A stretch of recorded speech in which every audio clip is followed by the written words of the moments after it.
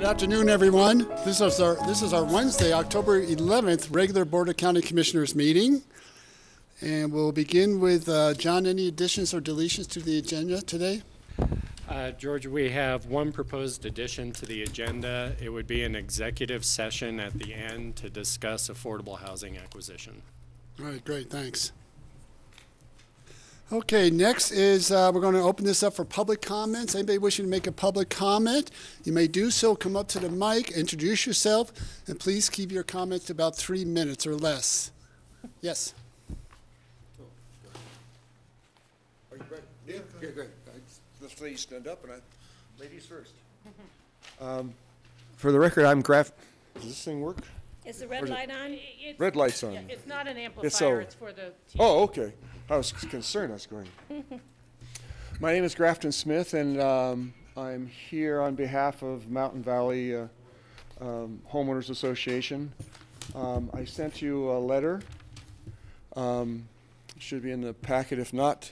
And it's somewhat self-explanatory. What we're just trying to do is just bring this to the situation to the board's awareness, and like them to direct staff or put it on an agenda somewhere so that we can resolve this issue. It affects a great number of our homeowners, and it's creating a hardship. It is a bit seems a bit strange to be looking at the 2006 code as it was written in July of 2006, but it only has just recently come to the situation, just only recently come to our awareness. Between 2006 and now, there have been no land use applications or approvals or building permits pulled that would have triggered this sort of examination. So the good news is that no precedent has been set in this regard, so it's still kind of an open question. So just wanted to bring it to your awareness, and hopefully you'll direct staff to either meet with us and work something out, or to get it, bring it to the forefront. There was talk, I did meet with Joanna and Suzanne earlier about this. They, we talked about where it might be on the schedule to be looked at. I know that they want to review the, some issues that were still left kind of hanging, like the GMQS from the 2006 code rewrite, and there were some other things, but they're just too busy to do it on their own. So just wanted to basically stir the pot on this and get this looked at. Great. Other than waiting for it in the normal course of events, which might be 2021. So, anyways, that's what we're looking to do, and would hope you start devoting some energy to looking at least this situation. All right, great. Thank you. Okay, thanks, Greg. And Other thing, I just wanted to recognize Evan Benning, president of the Homeowners Association, and like I said in the interview, it does affect, we have 28 duplex lots, which represented arguably 100, individual homeowners, so it is a significant issue. Thank you. Hold on, Peter. Suzanne, you're well aware of this, and you guys are working through this. Or at some point, will this need to come before us as a work session? So Suzanne Wolf with Community Development. As Grafton mentioned, Joanna and I have met with Grafton and Evan to discuss this. I just received the letter this morning. So aware of the issue.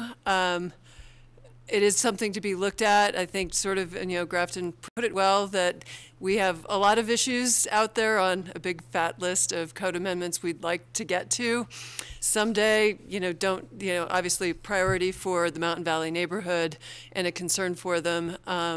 you know, we also have a lot of a lot of other people. So I don't know, we could discuss if it's appropriate to bring it forward to you in a work session format. It could be a code amendment that needs to be initiated by Mountain Valley to bring that forward. Could have, other implications elsewhere in the county. So there are considerations, but I guess sort of more the question of, how would you want to proceed?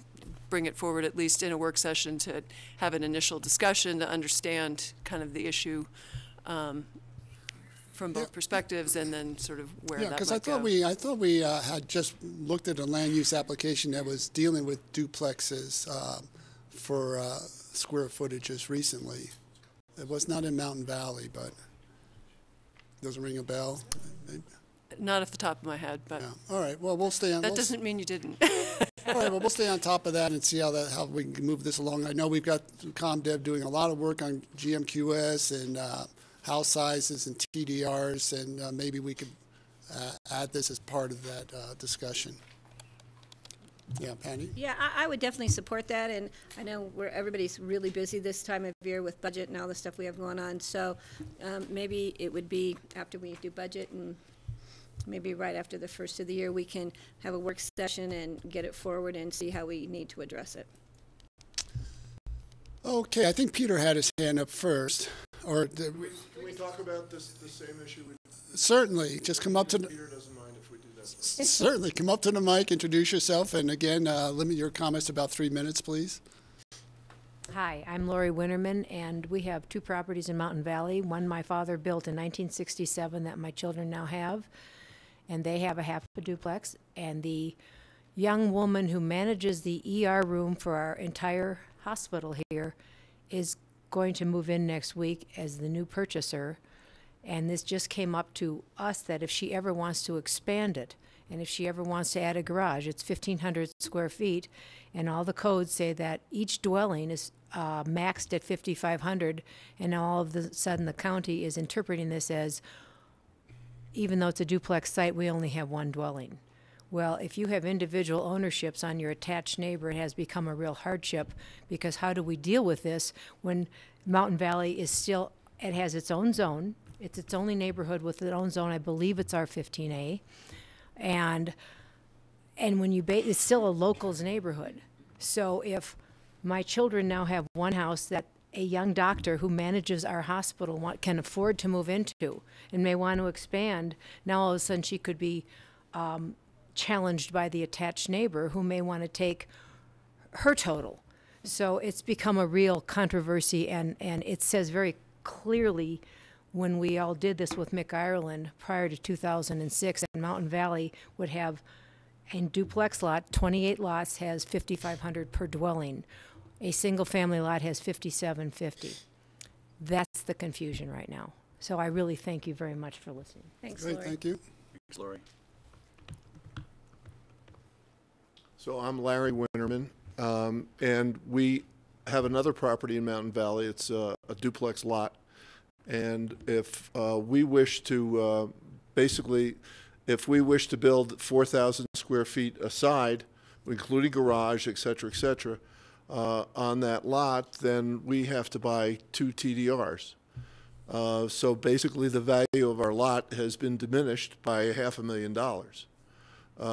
And if you look at the total of the 28 lots in Mountain Valley, basically, by requiring TDRs, you diminish the value of all the lots in Mountain Valley, all the duplex lots in Mountain Valley, by $14 million, which is, it's a big number, particularly to those people that have this as their, essentially their life savings. And for those people that bought these pieces of property with the knowledge that they could build that type of units and get that, and it does basically makes it a hardship to do that. And it was my understanding that the reason this was being looked at now, because nobody had been notified of it in the past, was that there was a difficulty in finding receiving sites for TDRs, and therefore we were being singled out as a place to be required to get TDRs. That's what I heard. That's pretty much much what I have to say. But by doing this, basically, if this occurred, then it would reduce the value of my property by $500,000, basically. And all those other 28 homeowners would have the same situation. Thank you. Okay, thank you. Thanks, Larry. Okay, Peter? My name is Peter Martin from Redstone, and I notice you allow 3 minutes here. I'd prefer to use those 3 minutes when you're talking about the castle. I think I could be more pertinent. Will you accept public comment at that time? The castle is a public hearing. Okay. Yes. Thank you. Great, thank you. Anybody else wishing to make any comments that's not on today's agenda? Seeing none, we'll close the public comments and bring it back for commissioner comments. I would just like to say, just really briefly, I just returned from New England. I went back there to speak on behalf of Pitkin County at a conference on preservation of manufactured housing communities.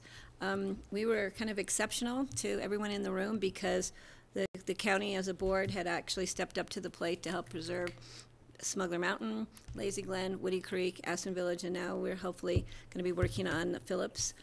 So they were impressed that the Board of Commissioners had taken that upon themselves to preserve these really important parts of our community, these small neighborhoods. So it was pretty fun. I just got off the phone with a magazine in Washington, D.C., who picked it up and heard about what Pitkin County had done and how exceptional we were, and I wanted to bring it back and thank the board for letting me go to the conference. It was great. Great, thanks, Patty. Good job, Patty. Thank you. Steve, then Greg? On Monday, I was able to attend the Senior Law Day at the Eagle County Building in Elgibel. The event was put on by a joint effort of Pitkin County, Eagle County, and Garfield County Senior Services Departments. The event was an awesome event and was very well attended. There were 155 people pre-registered to attend, and I think it was a very snowy day that day, but probably that many people ended up coming. They had very good speakers and talked about a lot of different issues. And they are planning to make it an annual event, so I'm looking forward to next year already. That's a lot of people. That's great. Yeah, great, thanks. Greg?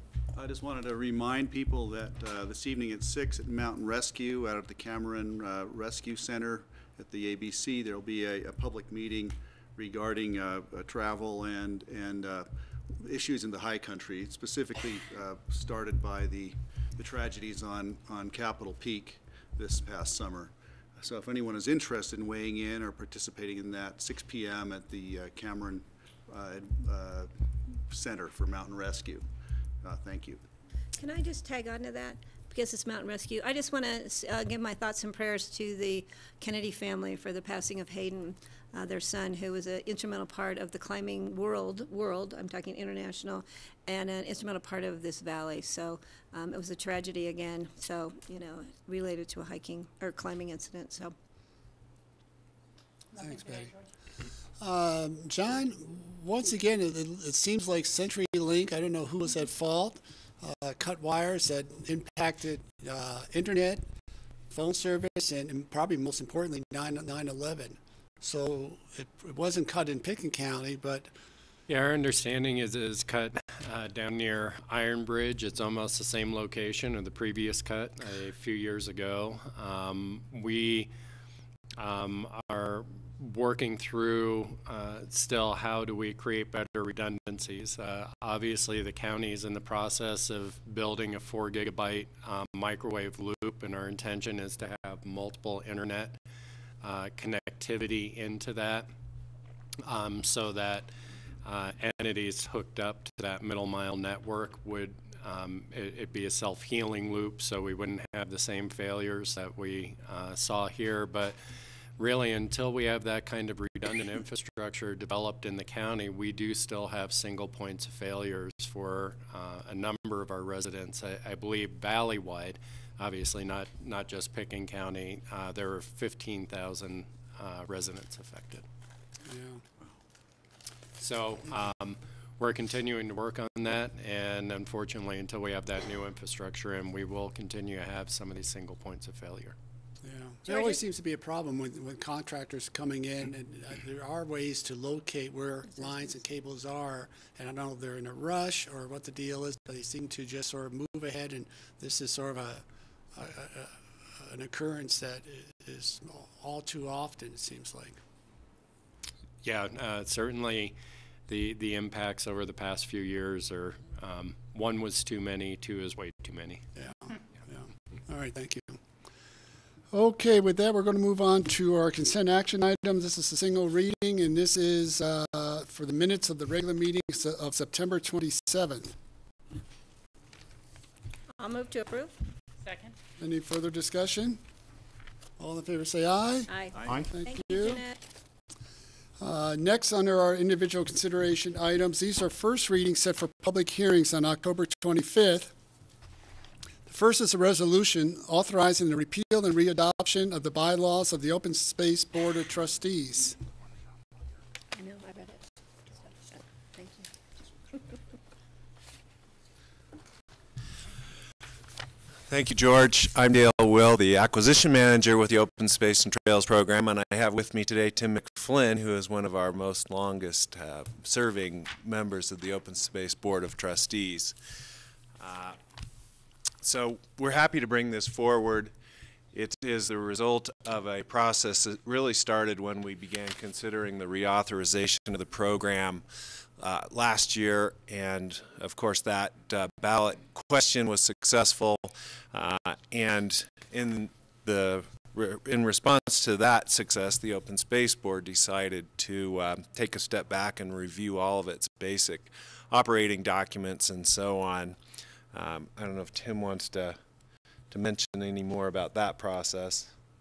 I'll comment if I can be helpful, but why don't you complete your presentation? Okay.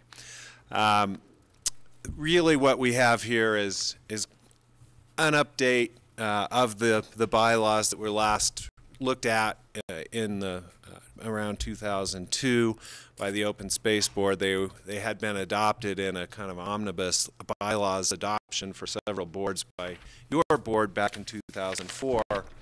And the highlights of what we've done here, number one, we're replacing our conflict of interest policy with the adoption of the standardized conflict of interest policy that the county has overall for all of its board members as well as senior staff.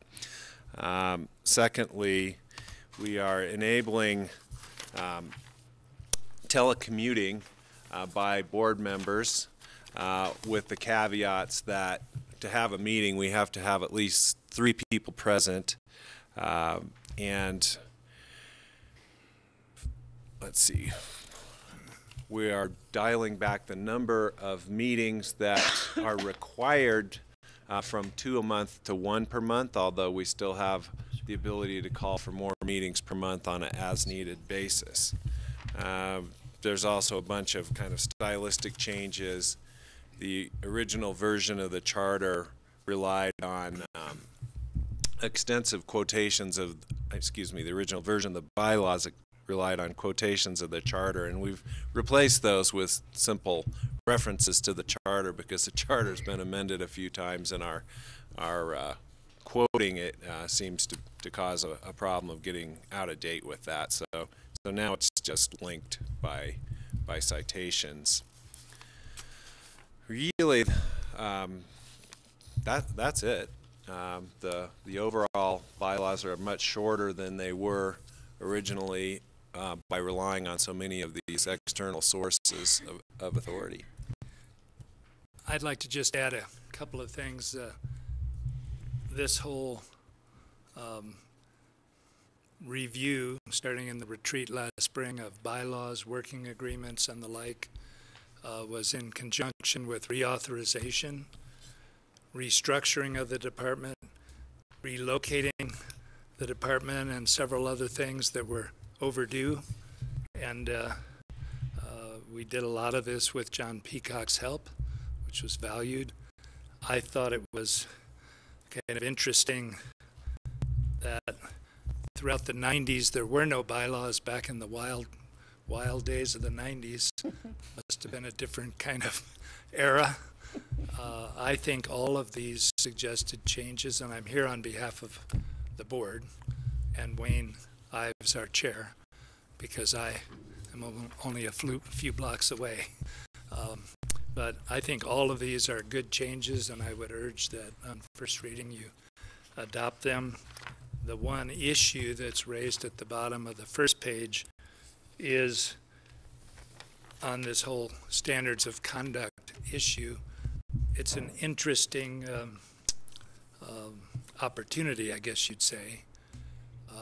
And Dale summarizes how GOCO operates, and certainly the Open Space and Trails Board, since the inception of the program, has been populated by active people in the community on issues of importance to the program, whether it be the land trust or Howie on the city board as well as the county board, and Nordic and all these things. That's been pretty consistent, I think, throughout the program, that those have been the kind of trustees this board has chosen or appointed.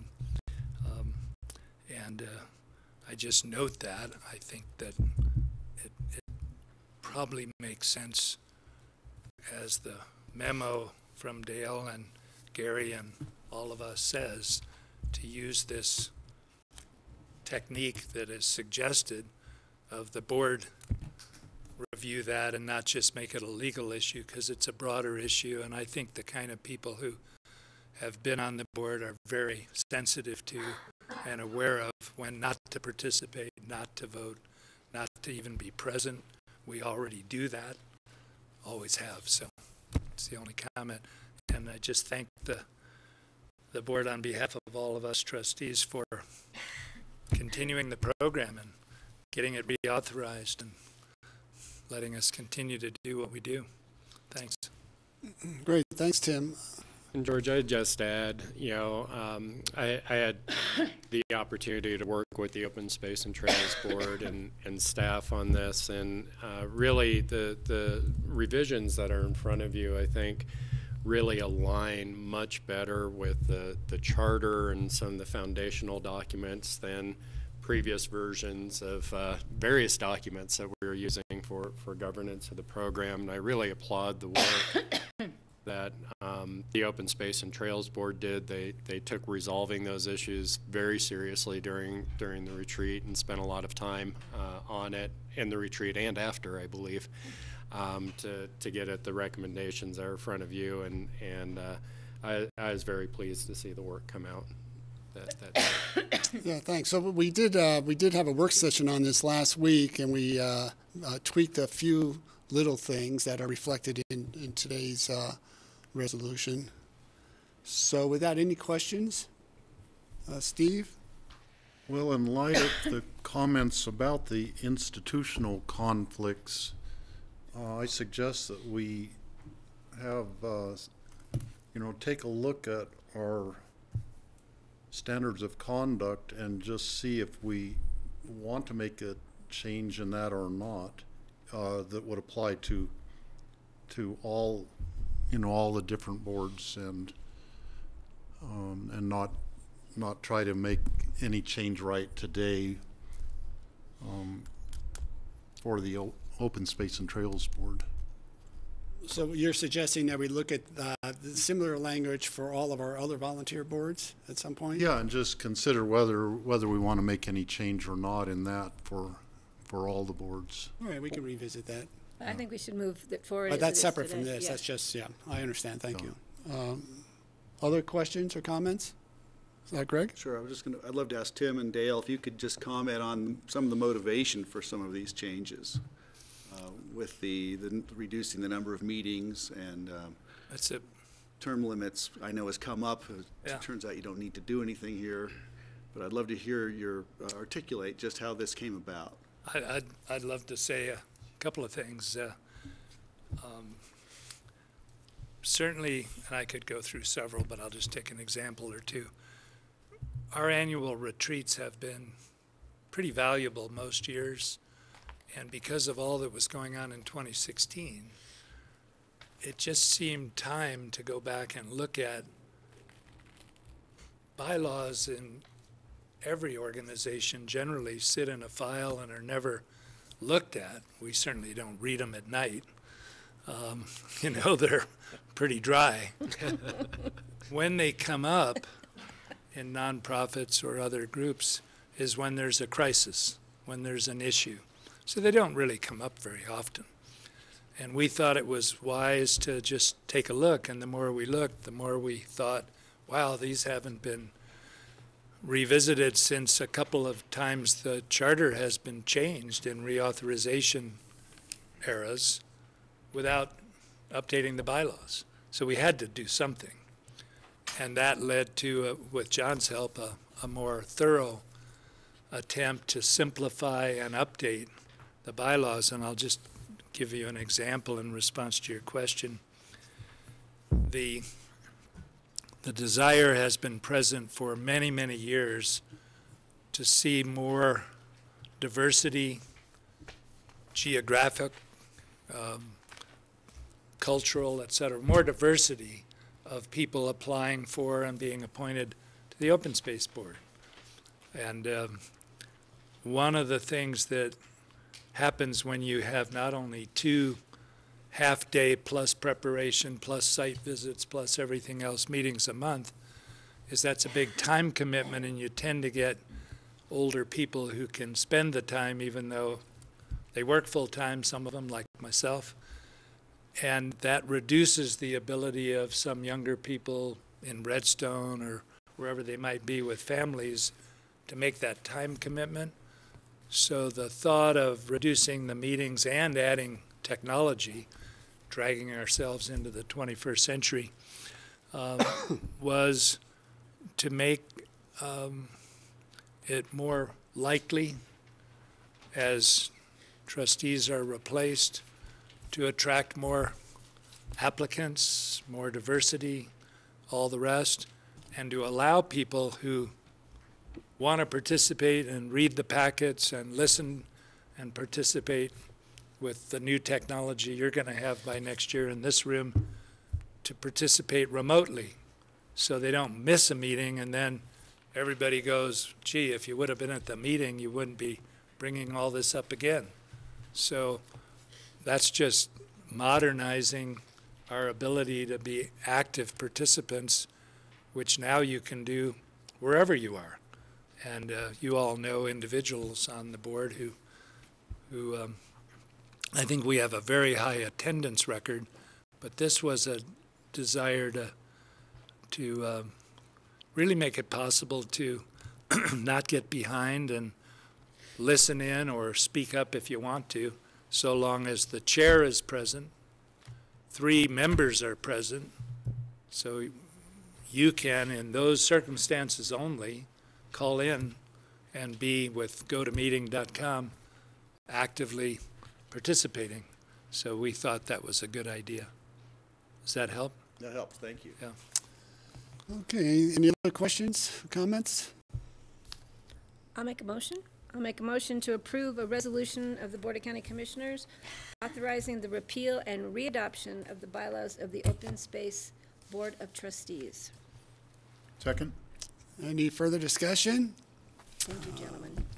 Thanks, Tim, for coming in. Small clarification, and it's more from your comment, Tim, than the memo, but when we looked at this in work session, we thought probably would be appropriate to be able to use remote viewing if the vice chair was present in the meeting as well, either chair or vice chair. That's what it is in. Yeah, so Is that I what just it wanted to says correct now? what you, yes. Oh, I okay. didn't even notice that. We just thought that we wanted to honor the vice chair's role as well, and it may be the chair who's out of town for all Well, we know. that's an improvement. Thank you for Well, pointing that out. actually, it's actually written even more broadly than that, Rachel. It says similarly, the member chairing the meeting must be physically present. So is ever the acting So, chair? so it doesn't even have to be vice chair, Well, that's good, It just because says whoever is chairing the meeting must be present, so we've actually That's expanded much better. that. That's good. As all of you know, the chair works the hardest to get with the ED and ready for the meeting, and whoever's chairing the meeting should be physically present. So Yeah. that's great.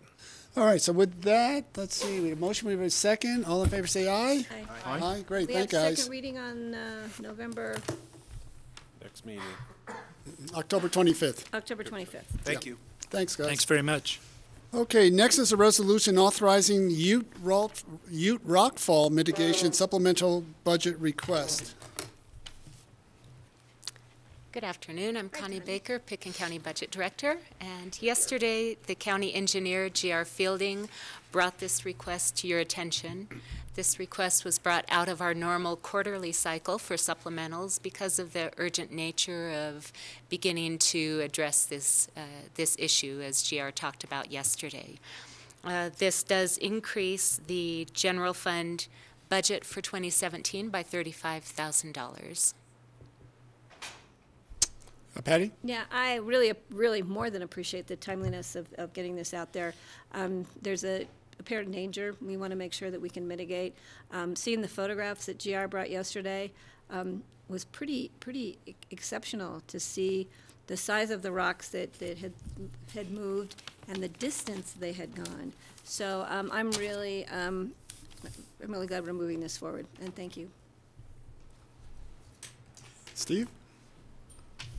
I was hoping GR would be here, but I'll put out this idea for the public record, and then I'll email him the idea.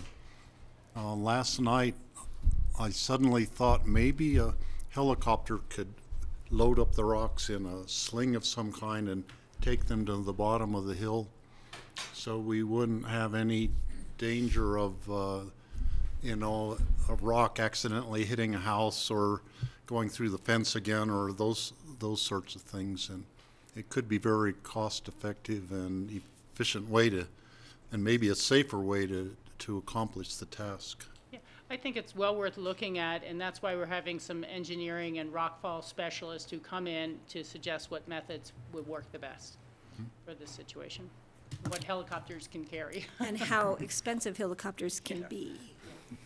Okay. Connie will be back for more money if we go the helicopter route. And we'll all want to go for a ride. Any other questions for Connie on this? Thank you. I will move to approve the first reading, providing supplemental appropriations to the 2017 budget for Rockfall mitigation. This is first reading, set for second reading, public hearing on the 25th of October. Second. I'll second that. Okay, any further discussion? All in favor say aye. Aye. Aye, thanks, Connie. Thank you, Connie. Okay, next we're moving on to a first reading, which is set for public hearings on November 1st. This is an ordinance of the Board of County Commissioners of Pitkin County, Colorado, authorizing the Community Development Director to accept development covenants in connection with land use code development approvals.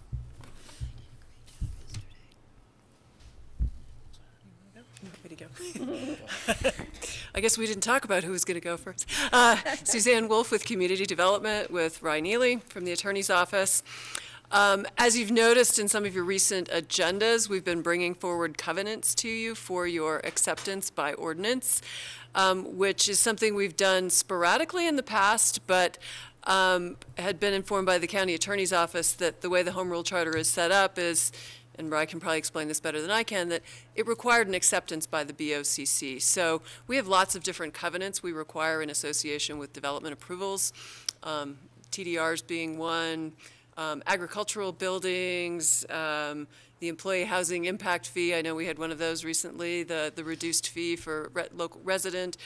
Those are all the kinds of things that we are now bringing forward to you by ordinance, which requires staff to appear twice for first and second reading, to prepare memos for you, as well as provide the ordinance, and then so we can actually accept the covenant and then have that be recorded. The covenants are required in association with development approvals.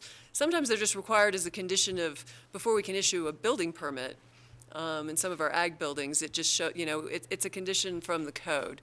So Rye's been working with us to see if there was a way to simplify this process and make sort of more efficient use of our staff time to allow these to be accepted and basically then processed and recorded by the Community Development Director and not have to bring them forward to you for 2 readings every single time. So that's basically what this ordinance is about that's presented today. Patty? So my question is, if it's required in the Home Rule Charter that it come back to the board for acceptance, are we then saying that this ordinance would authorize Community Development Director to accept them on behalf of the board? Just want to make sure, so we're not, in essence, still continuing to violate the Home Rule Charter. That is correct, Thank Patty. you. It's on behalf of the Great. Rachel? BOCC. Yeah, I agree with the general intent, and I think that as long as it's fully reviewed by the attorney's office as well as ComDev's office, I'd be comfortable with it. In general, these are conditions that we have approved during a land use approval or are standard to an application that doesn't need to come to the board. But I am concerned about just the larger question of if it's amending the Home Rule Charter, doesn't that have to go to a vote of the public? It's not amending the Home Rule Charter. Well, if the Home Rule Charter says it has to be signed by ordinance by the board, and then I just want to be Ryan might be entirely able to clear answer on this. that. Yeah. Yeah, so Rachel, the Home Rule Charter requires that the Board of County Commissioners accept an interest in property through ordinance. This particular ordinance that's in front of you right now would allow the BOCC to delegate to the Community Development Director the ability to make that acceptance on behalf of the county. I discussed this at length with John Ely. He doesn't believe we need to do an amendment to the Home Rule Charter, but if that is a concern that you have, I'll discuss that with them in more detail. I'd just like to be sure. Sure. So, Rachel, I think the way that we're looking at this, and we did this recently with the covenants on the employee deed restricted property, which is also a property interest. And so what this would be is you have an ordinance that is proposed in front of you now that would prescribe the types of transactions that the board is accepting upon basically review of the community development director, who is then doing it on your behalf. So it's not all properties. You have an authorizing ordinance, which would be this. No, that I'm prescribes comfortable that. with the process and what we're trying to do to clean things up and make it simpler and more expedited, frankly, for the property owners. So I'm okay with that. I just would like to, perhaps as we go forward, look at that legal question of could somebody challenge us that you're not following the charter because you've amended the charter without going to a public vote to change it? That's my question. Rachel, I think that's a very good question, and I'll flesh that out in advance of second reading. Thank you.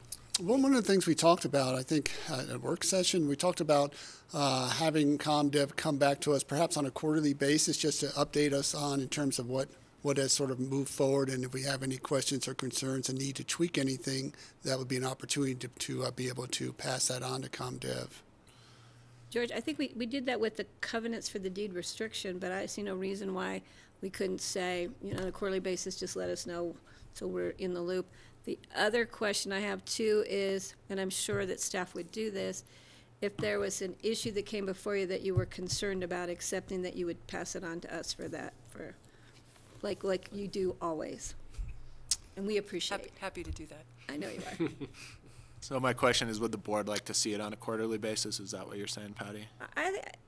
We discussed that just to sort of keep us a little in a loop, and may just be part of a quarterly update from ComDev. If somehow we It could be a memo. It doesn't have to be. It could be a memo, right? Yeah, similar to what we did this again with the deed restricted housing, where we made a commitment to come, and we came back quicker, as it 2 turns weeks. out. Yeah, but similar to what we do with the TDR program, where there's a update that ComDev provides periodically. We could call it on a quarterly basis or annually, whatever the board is comfortable with. So you can see the activities, basically level of activity and types of transactions that are taking place, so that you remain in touch really with that process. Yeah, and I think Rachel's suggestion is good. It could just be in a memo form, Yeah. just so we have. And I would like to see I'm comfortable moving this forward today and see on second reading more input as to the Home Rule Charter. Okay, Steve? I'll make a motion to approve the ordinance on first reading, authorizing the Community Development Director to accept development covenants in connection with land use code development approvals, and set for second reading on November 1st. I can second that. Okay, any further discussion? All in favor say aye. Aye. Aye. Thank you. Thank you. Thank you. Okay, we're going to move on to our public hearing. These are second readings. The first is a resolution providing supplemental appropriations to the 2017 budget for the third quarter.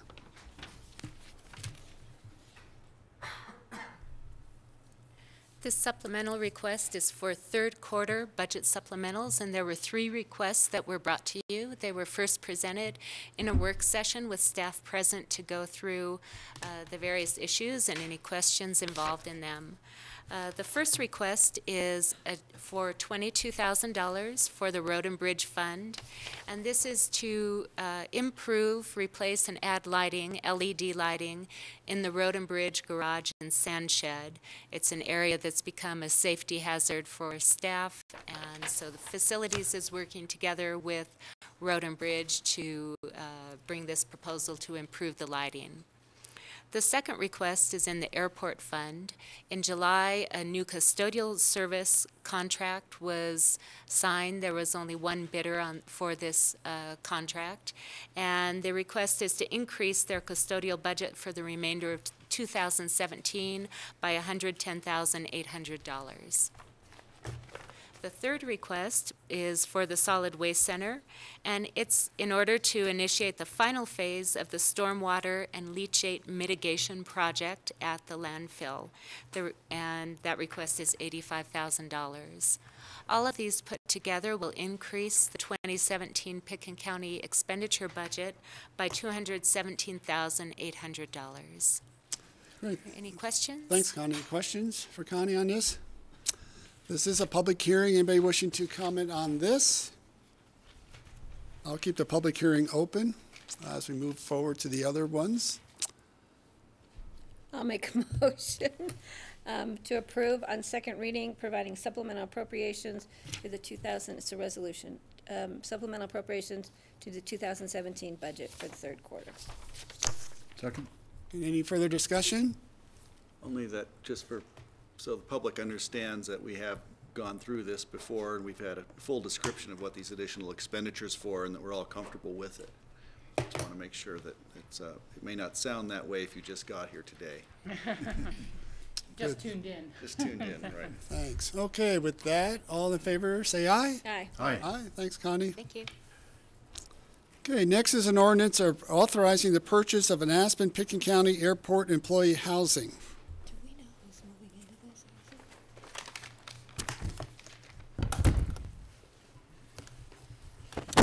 How you doing today? I'm Chris Padilla from the Aspen Airport. I'm the airport controller.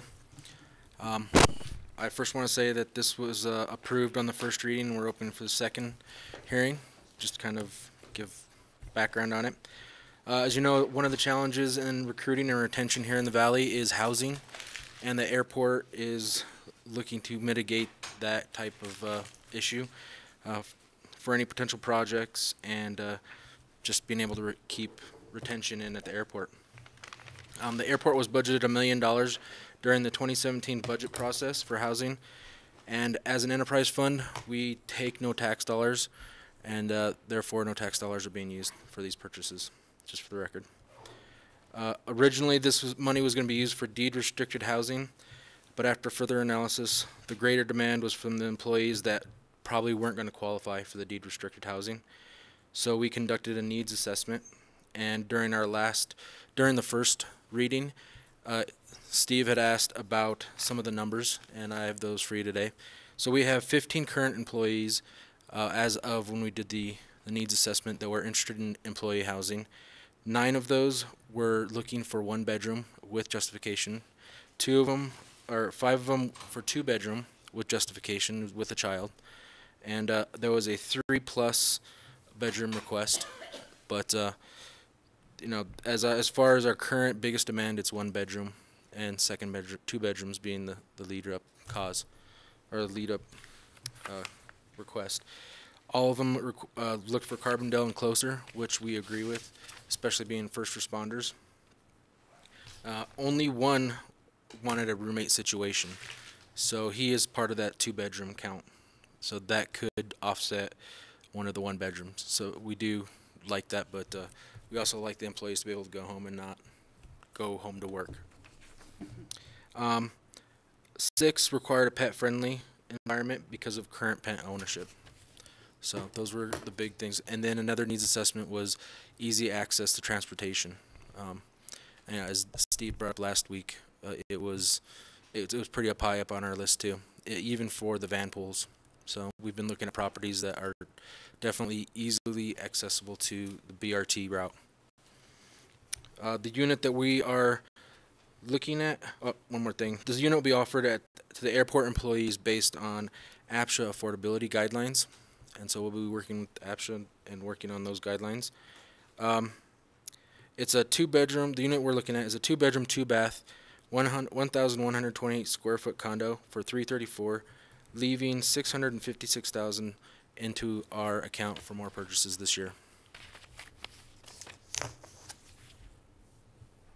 And that's my presentation. Yeah, Penny? Yeah, and so we will continue to look at that other unit as soon as the issues related to it are mitigated? We've actually, so we've moved on to some other Possibilities? yeah, other possibilities that definitely could be done a lot faster than going into then going and getting that mitigated and That'd going be through that great, but I process. think we should still keep an eye on it. It's those good other unit. possibilities that is why we asked for an exact later on. Oh, okay. Other questions for Chris? Beats it to it. Steve? Chris, do you have a procedure just in case the airport owns some housing that nobody either qualifies for or is interested in, which I don't see that happening in the foreseeable future, but it could happen down the road. Would you make that available to another Pitkin County employee or to an employee of the general public who works in Pitkin County? So the airport funds need to be kept for aeronautic use, and so in that case, we would probably open it up for other employees, not of ours at the airport, but possibly of airlines or FBOs at this point. We understand our immediate demand well enough, and we do not have, we're not accumulating enough units where, to your earlier point, Steve, I don't think that's going to be an issue, but if it were, we would need to keep it geared towards other employees that are on airport, and that's in essence how we offer the housing that is available at the airport now. Okay. Yeah. Yeah, we keep a careful eye on that, and that's one of my roles in purchasing these houses, making sure we don't hit that limit. So I'll make a Greg? motion. Hold on for one sec. This is a public hearing. Anybody wishing to make a comment on this? Seeing none, now you can make a motion. Okay, I'll move that we authorize the purchase of Aspen Pitkin County Airport employee housing. Second. Any further discussion? All in favor say aye. Aye. Hi. Thanks, Chris. thanks, guys. Thank you. Next is a resolution authorizing an intergovernmental agreement with Arapahoe County for Gov Prime. Software. Hello, I'm Sam Landerkasper. I'm the Economic Assistance Manager for Pitkin County. We passed, this was approved at first reading on September 27th. We're hoping to establish a intergovernmental agreement with Arapahoe County to implement the Gov Prime software in the Economic Assistance Department here in Pitkin County. The Gov Prime platform is also known as HS Connects. It was developed by Arapahoe County and interfaces with the Colorado Benefits Management System that we use to determine eligibility for Medicaid, food assistance, cash programs, as well as a number of the other programs that we administer at our office. There are a number of other platforms that we've looked at, and HS Connects is widely recognized to be the most innovative and most cost-effective. It helps pull in information from our system and organize it, as well as allows us to store data electronically, which will allow us to go paperless. It's also very low cost and would actually be cheaper than continuing to move forward using paper files. So we're hoping that we can get the second reading approved today to approve that agreement. Sorry about that. Okay, questions? When would we get online with this? Well, they've implemented it in Eagle County, which is one of their first counties that they've worked with outside of Arapahoe, and it's been successful. They've done the training. We're hoping to have it on, if we get approval, have it online by the end of this year. Yeah, great. Patty? I just want to comment. I think it's pretty amazing that Arapahoe County came up with this and got it approved by the state, and that we're able to hook into it. It's a huge benefit for us, and I think I want to really thank Arapahoe County for allowing us to be part of this. Yeah, we're very lucky to be in that pilot. And thanks for bringing it forward to us, Sam. Yeah, Rachel? Yeah, I can only second Patty's comments. They're really well made and accurate.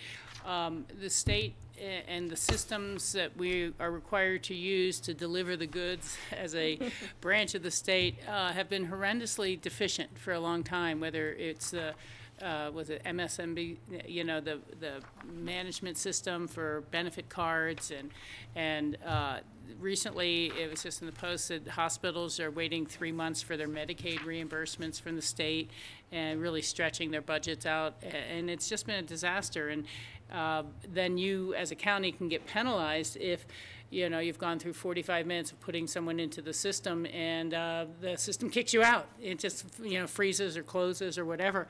So this should be a really good tool for our employees, and again, good to see them take the initiative and create a workaround, as it were. So Yes, thank you. Definitely. Ray? Just wanted to say I was surprised at the cost of it, because the total cost of this is $1,260, and I don't think I've ever heard of a proprietary piece of software for a specialized entity such as a county costing so little, and I'm kind of in awe of that.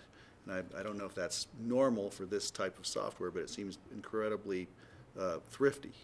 I think coming from Arapahoe County, it's not surprising, because they are always kind of at the forefront of developing new programs and new ways to make things run more effectively. As they express to us, they're mostly looking at recouping outside costs for the enrollment fees. They're not trying to recoup all of the time they've put into it, but just to help maintain the program as it expands, hopefully throughout the state. So you think this is enough for them to be able to maintain it and do the necessary IT work, or whatever it would be called? Well, their information or IT department has stated that this is really what they would need to keep it going. I think they have a lot of their own funding for their department that looks at these innovations that they're doing. That's great. Well, that's great. I have to thank them. Mm-hmm. This is a public hearing. Anybody wishing to make a comment on this? Seeing none, I'll bring back to the board for a motion. Steve? I'll move to approve the resolution authorizing an IGA with Arapahoe County for GovPrime. I'll second. Any further discussion?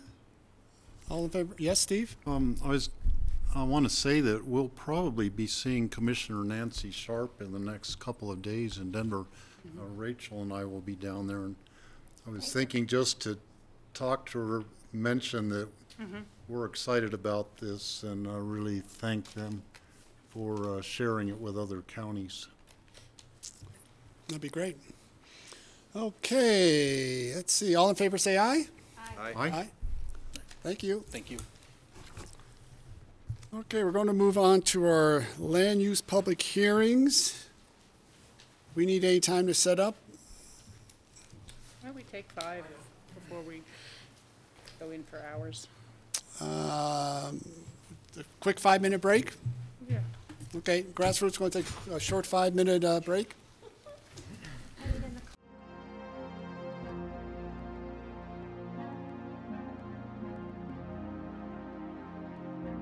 Okay, we're on to our land use public hearings. The first is an ordinance amending the Land Use Code, Table 4-1 in Section 4-30-50K to include a special event venue as a special review use in the AR2 zone district. And we have a discussion of cancellation. And along with that one, it's a Redstone Castle parcel special review for special event venues, activity envelope, and site plan review, discussion of cancellation. So these are a new type of notice. I've never seen discussion of cancellation before. So Mike, why don't you Explain that to us. let us know what's going on. I'll do my best. It was a creative way to get it in front of the board to talk about it. But Mike Kramer with Pitkin County Planning Staff, and the item that was requested was Land Use Code text amendment, as you stated, George, to the AR2 zone district. If the applicant was successful in achieving that text amendment, also processing simultaneously was a special review for a special events venue. You all heard that on first reading in a previous BOCC meeting, and we had one continuation to this hearing. The applications are not properly noticed at this point. There's some discrepancy in the land use code versus Colorado revised statute regarding noticing. And at this point, we are not properly noticed for the land use code text amendment and the identification of the text amendment as an application process. We put discussion of cancellation on the board's agenda because the applicants would like to address the board to discuss it. I can certainly attempt to respond to questions and discussion points that the board might have regarding the noticing requirements and what the revised statutes state. But if I cannot, I will look to the attorney's office to try and provide clarification on those points. Yeah, well, that's just so I'll get you off the hook and just turn right to the attorney's office to help give us some background and explanation. Sure, George. Actually, I want to clear up something that Mike just mentioned. I believe the applicants are actually properly noticed for a land use code text amendment. And in that regard, were they to request that their application be heard by this board, they certainly have the ability to do that and receive whatever outcome from the board they may get. The issue about noticing has come up in regard to a question under the land use code, whether the application should have been processed as a zoning amendment or a land use code text amendment. That issue is, I'm sure we'll hear about that a little bit more here today. If it was to be processed as a zoning amendment, Mike is correct, that we would not have proper noticing for that issue. But what the application as it currently stands is a land use code text amendment. And I believe that the applicant would have the right to bring that application to the board should they choose to do so. Go ahead, Rachel. But doesn't the error arise in that all AR2 properties that would be subject to the potential changes in the text amendment would have to be noticed throughout the county, and there would need to be a sign on their properties as well that we're hearing a zoning change to that zone, a text amendment to that zone, and it would require more posting and noticing on all the properties and not just the castle. That is exactly right. For a zoning amendment, that noticing requirement would need to take place. For a text amendment change to a zone. Well, for a zoning amendment under the land use code, okay, that noticing requirement would need to take place. So that would be mailing to property owners within, I believe it's 300 feet of all the AR2 zone district properties at issue, posting on those, and as well as publication. Okay. For land use code text amendment, that would just be the publication requirement under the land use code. Does that answer your question? I'm a little confused. I thought more confused. Yeah, I thought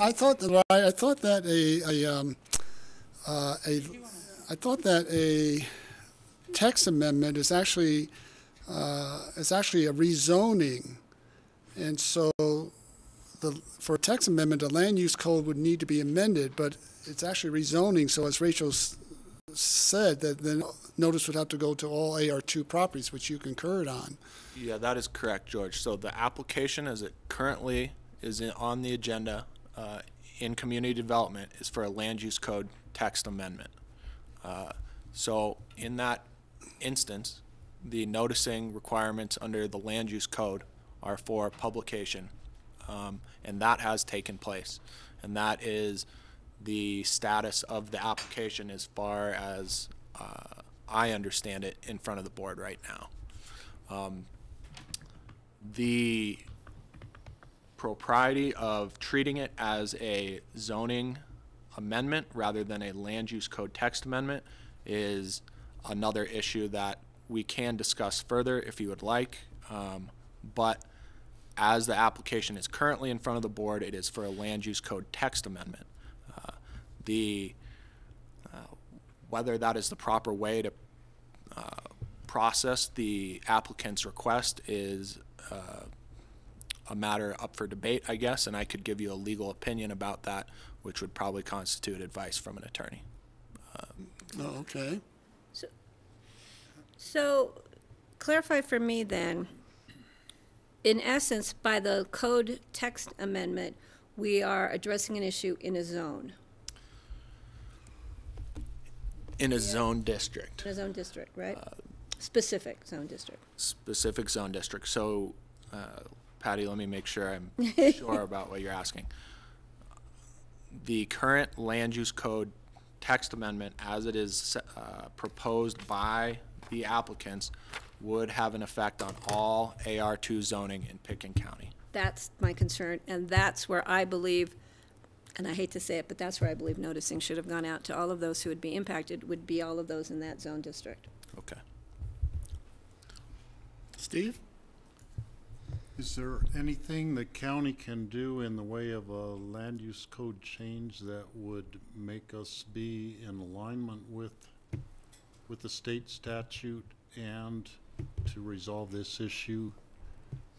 So the Carver's application could move forward? In the short term, the simple answer is probably no. I think that and that being said, the applicants, the Carvers, and their representatives could ask that this issue, their application, come before the board for a decision on whether the application can be processed as a land use code text amendment. And in the long run, is there anything after the fact that we could do in the future to amend our code to prevent this from happening again? Steve, there is something we could do. We could clarify the difference between what is a land use code text amendment and what is a rezoning under the Pitkin County Land Use Code. So yes, we could make that clarification to make it more clear. Okay, that's kind of as clear as mud for me.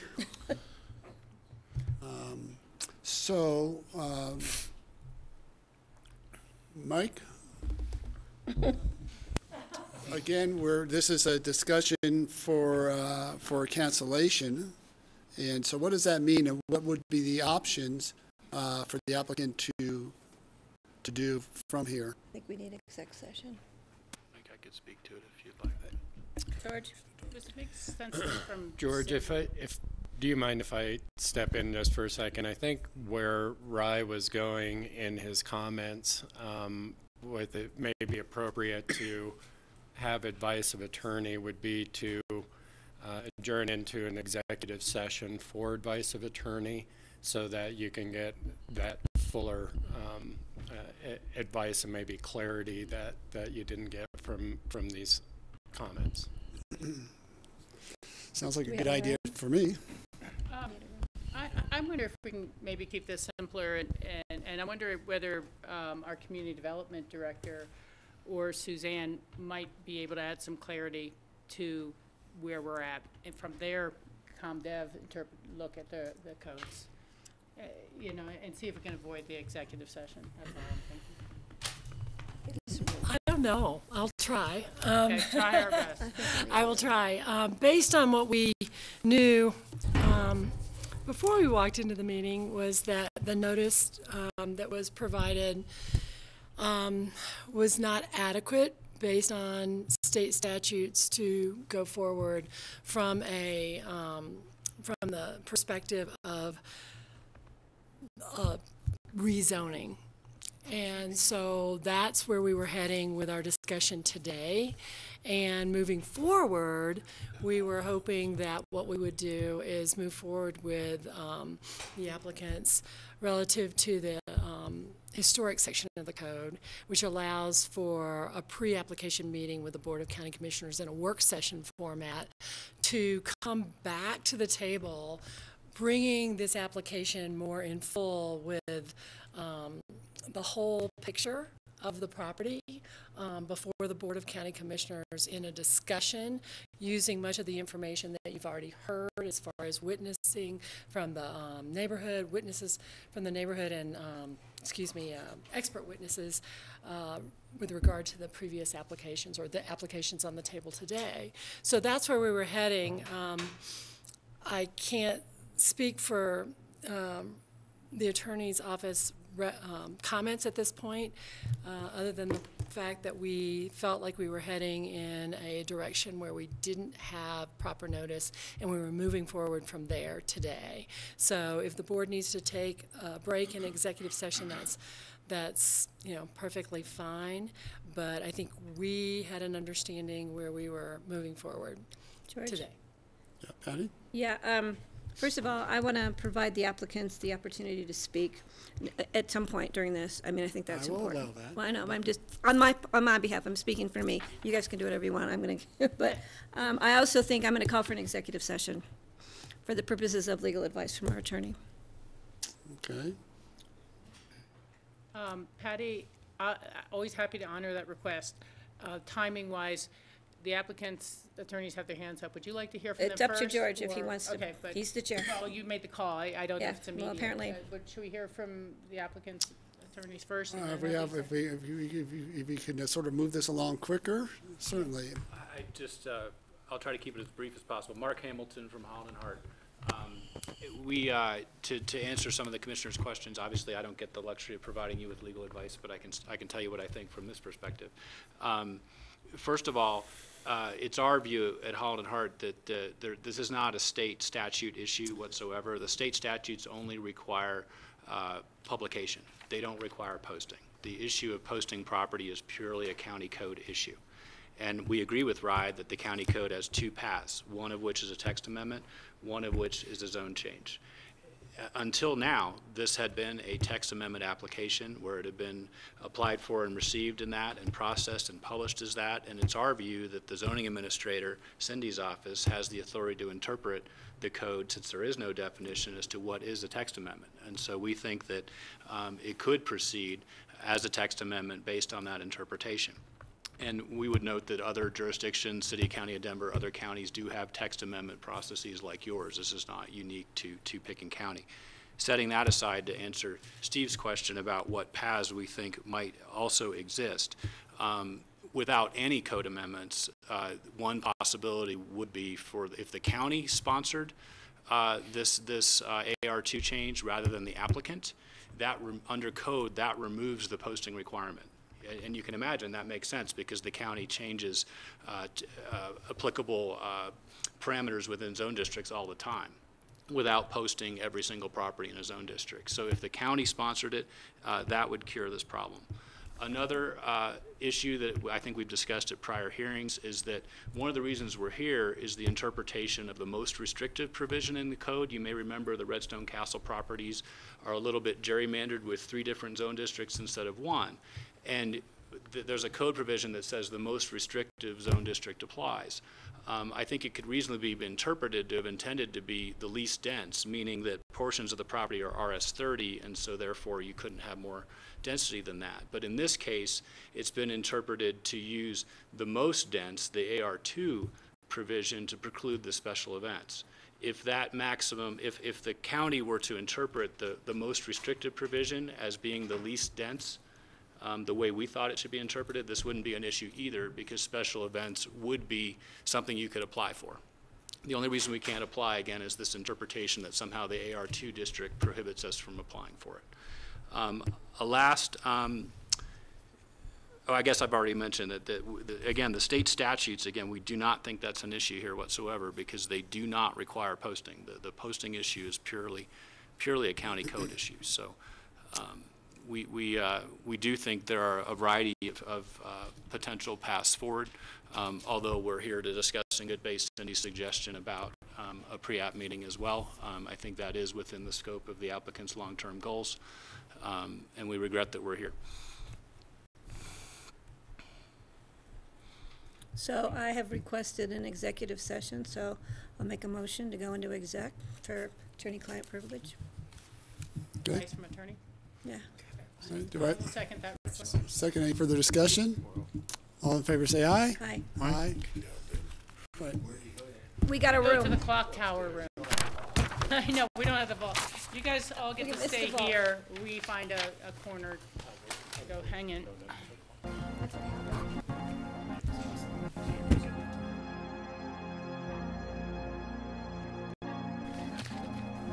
Grassroots? Do we need a motion to go out of exec?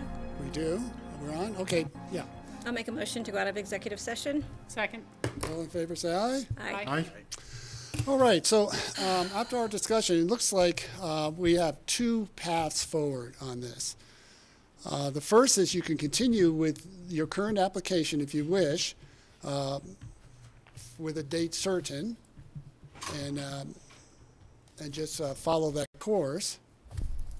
Or I understand that you already have a work session set up with ComDev on November 8th, so you could continue for an expedited review for a property with historic structure, which would be after November 8th, it'd probably be November 15th. So, George, can I just clarify? Yes. So we could still hold the work session on the 8th and continue this application that's before us to be heard on the 15th? Well, there's two that- choices, yeah. I mean, there is a work session set up to look for an expedited review for properties with historic structures, so you can go that path. Or you could just stay the course. You could just say, all right, we want to just continue with our current application, and we'll post it, and we'll have a date continued, which would probably be could be in 2 weeks. So that's really up to you how you want to proceed.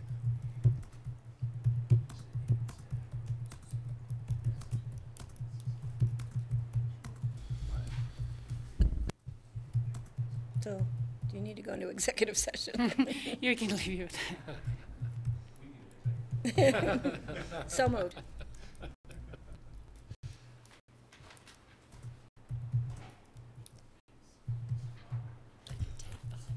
You guys could take 5 or 10 minutes if you Yeah, needed. we can do that.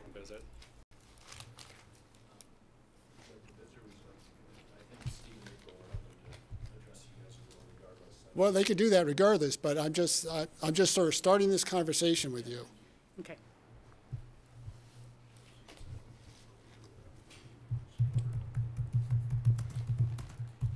So the 8th would be the pre-app discussion with the BOCC, and the 15th would be the continuation of where we are today to a date certain. Correct.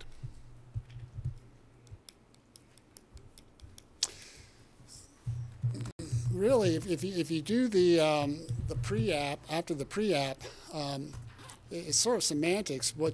In essence, what you're doing is you're withdrawing your current application to look at this other opportunity to use this other method. The pre-app doesn't constitute an application. Pre-app does not. So we don't have 2 simultaneous applications going on at once. The code won't allow 2 applications on one property at one time, but it's a work session. Yes. And it's not an application. So we could Okay, I allow that to understand. continue. Okay. I suppose a question that I would have is, where did you fall out on this, on new interpretation of Pitkin County Land Use Code regarding text amendment? Because I don't view the proposed text amendment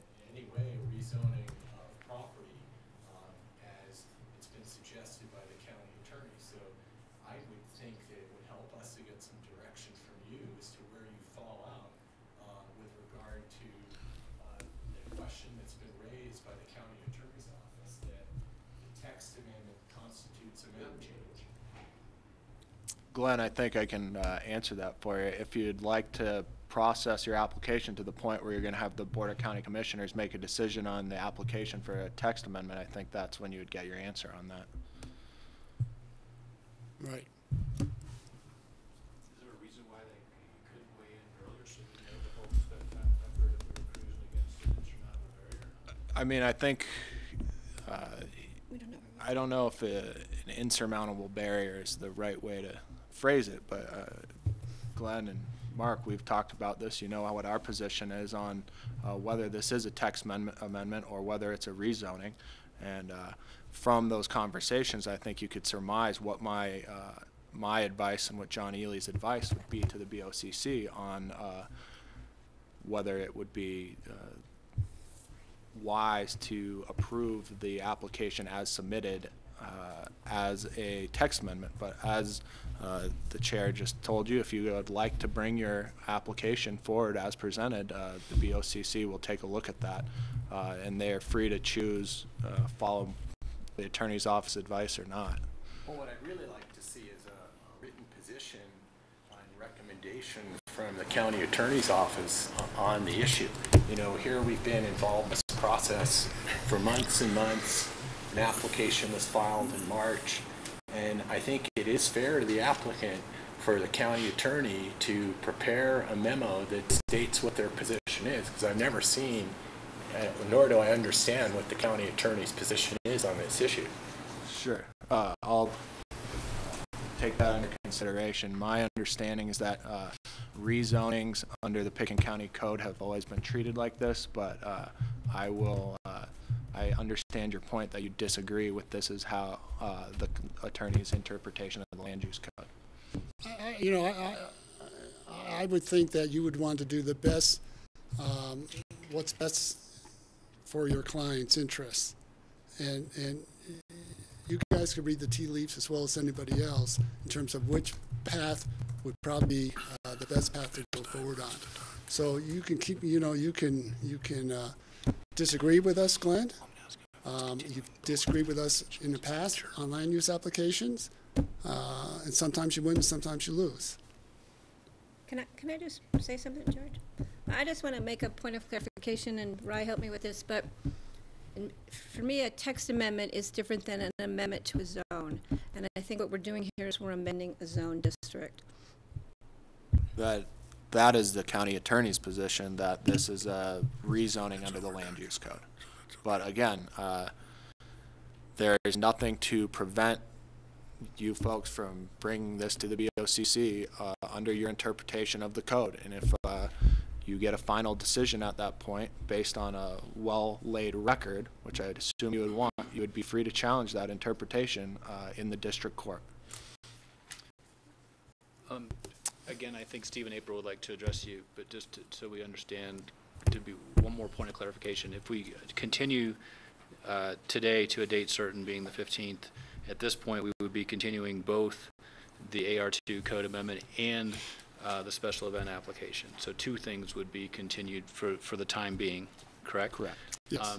And then just, not a question, but just an observation on that. You know, the perceived notice defect relates only to the AR2 issue and not to the special event application.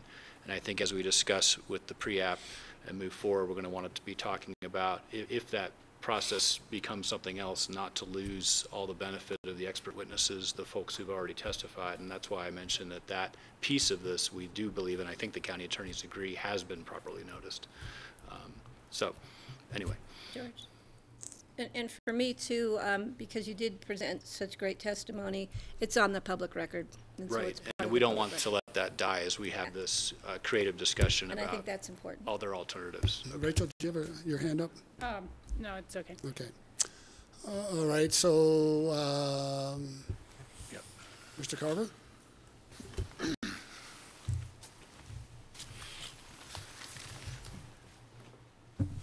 Well, thanks for your efforts, and hopefully you can have some sense of where we're at. We met with you on August 23rd, which was 7 weeks ago, and just saying that so you understand how fast time passes In our world, we have significant investment at hand, we've got significant work at hand, and we're frustrated. We're trying to do the right things for the castle and for Redstone. And we'd much rather be spending our time and money stopping the deterioration of the historic castle property. And we believe that the public is overwhelmingly behind us.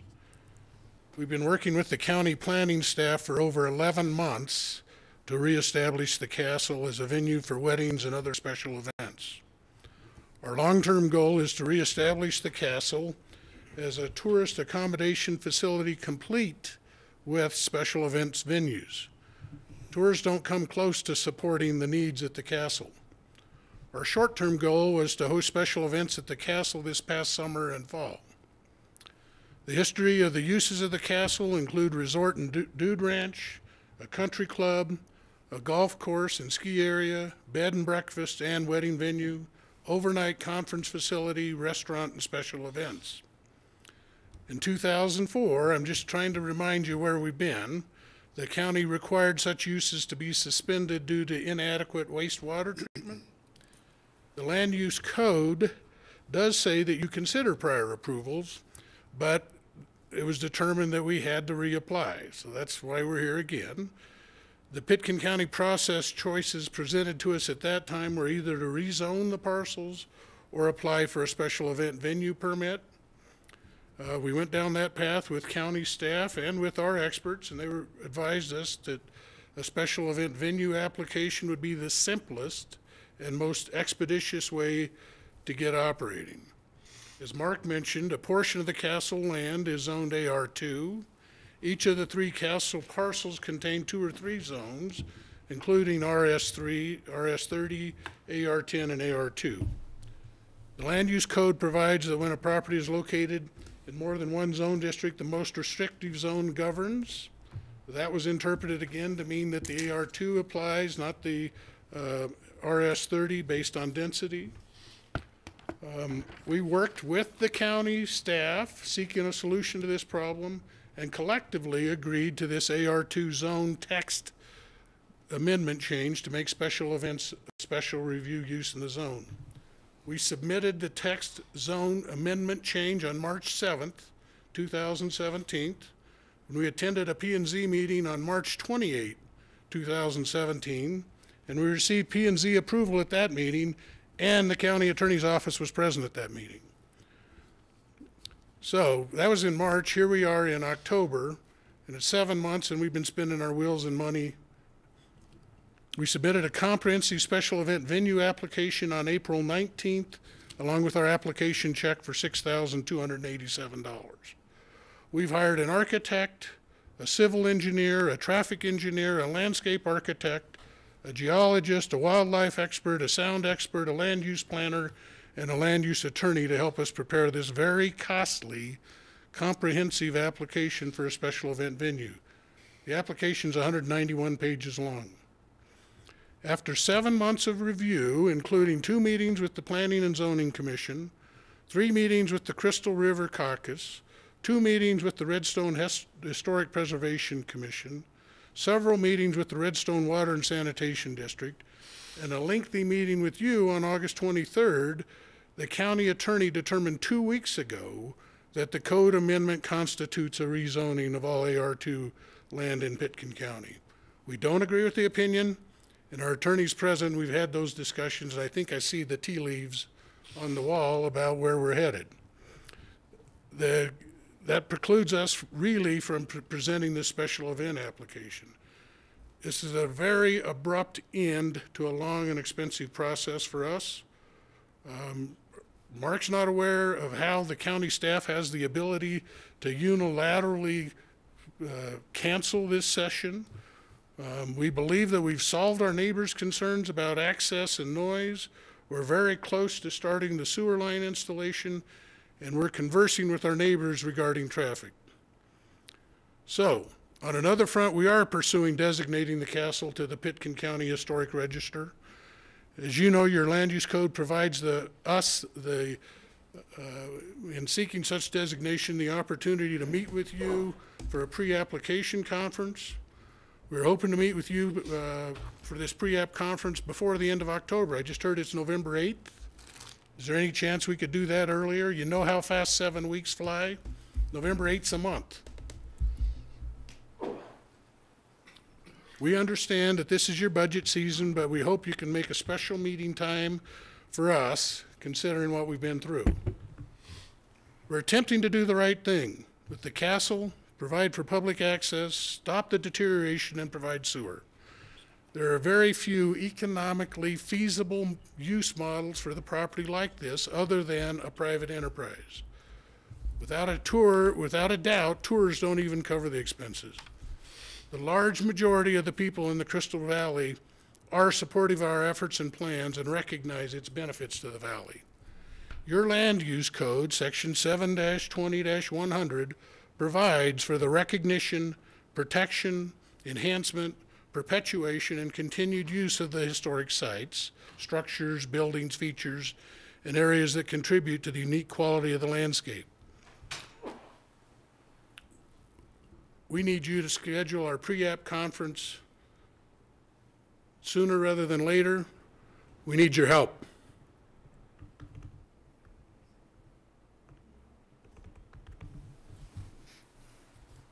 Thank you. Thank you. Thank you.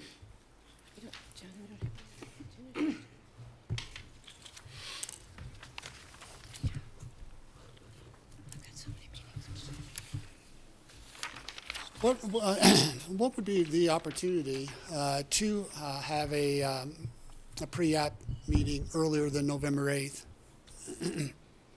or Looking at your, I'm going to get on your future agendas, George, but based on my recollection, you know, if the board did want to go that way, we'd probably be looking at setting a special meeting another day. So give me just a moment though, see if anything's opened up. I was going to say, I don't think with our budget and other meetings, but, you know, in terms of days that are open, perhaps a special meeting on Wednesday the 18th or Thursday the 26th. if I people have aren't Northwest Cog, Aspen Chamber Retreat. Those days I'm free on the 27th. And then I'd also be looking at our community development staff for what kind of lead time you would need for prep on that. All right, so We'll we may not be able to do this right now, but But I think we can we'll work look on at the it. schedule, see if there's an opportunity to meet earlier. I would definitely seek that. It's going to take a little more coordination to try to figure this out I've right got one other right now at date this table. So they can check it while we're all talking about other things, but maybe Monday, the 23rd? No? Do it on Monday, the 23rd. One already? Okay. 27th or that Friday, but we'll see, because I think we all want to be here. Okay. Yeah, Friday the 20th. I'm here. Okay. Great if we could explore an earlier date on that. We would then accept the offer, so to speak, to continue both of the pending applications to November 15th, the way the chair suggested. And do the work session on the 8th. And do the work set, well, hopefully earlier. Or earlier. Yeah. Hopefully earlier. I would do whatever we can to see if we Personal can move plea it is up. that the 8th, the afternoon, no, go ahead. I'm okay. I hope that we'll find a different date. For our staff, you know, what I'd love to do is get the date certain today, just because there are people from Redstone here, and it's always good to try to get the notice out to everyone. We need a little time once the applicants have given us their packet of information to prepare that and get that ready for the board meeting. I heard the 23rd, I heard the 27th. Those are better for us than the 18th, I think was suggested. Which is just next week. Is it 20th possible? 23rd is a Monday.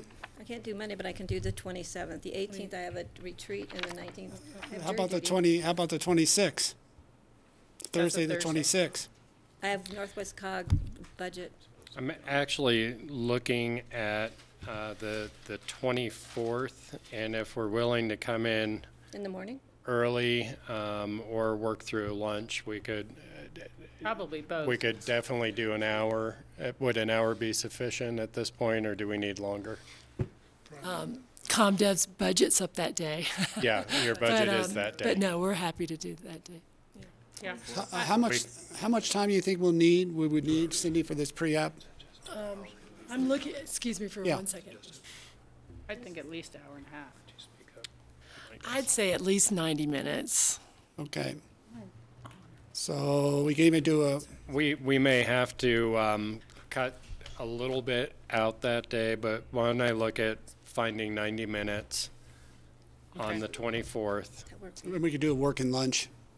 Yeah, I'm happy coming in early and working doing a lunch. working lunch if needed. We'll do what we And need if to there's do that any day. work session items that we can't get to on the 24th, they're timely, John, perhaps we could add them to the regular meeting of the 25th. If you have to Okay. bump something over. And John, we are also going to just, from a packet deadline perspective, we may be a little off. For October 24th? Yeah, in terms of us getting the material out and everything. So if the admin staff is okay with us being a day or two behind on that. So do you think we could do it by Thursday afternoon? I have to look at Susie. So it's just the difficulty at this point, and we discussed with the applicants that we haven't seen their proposal yet.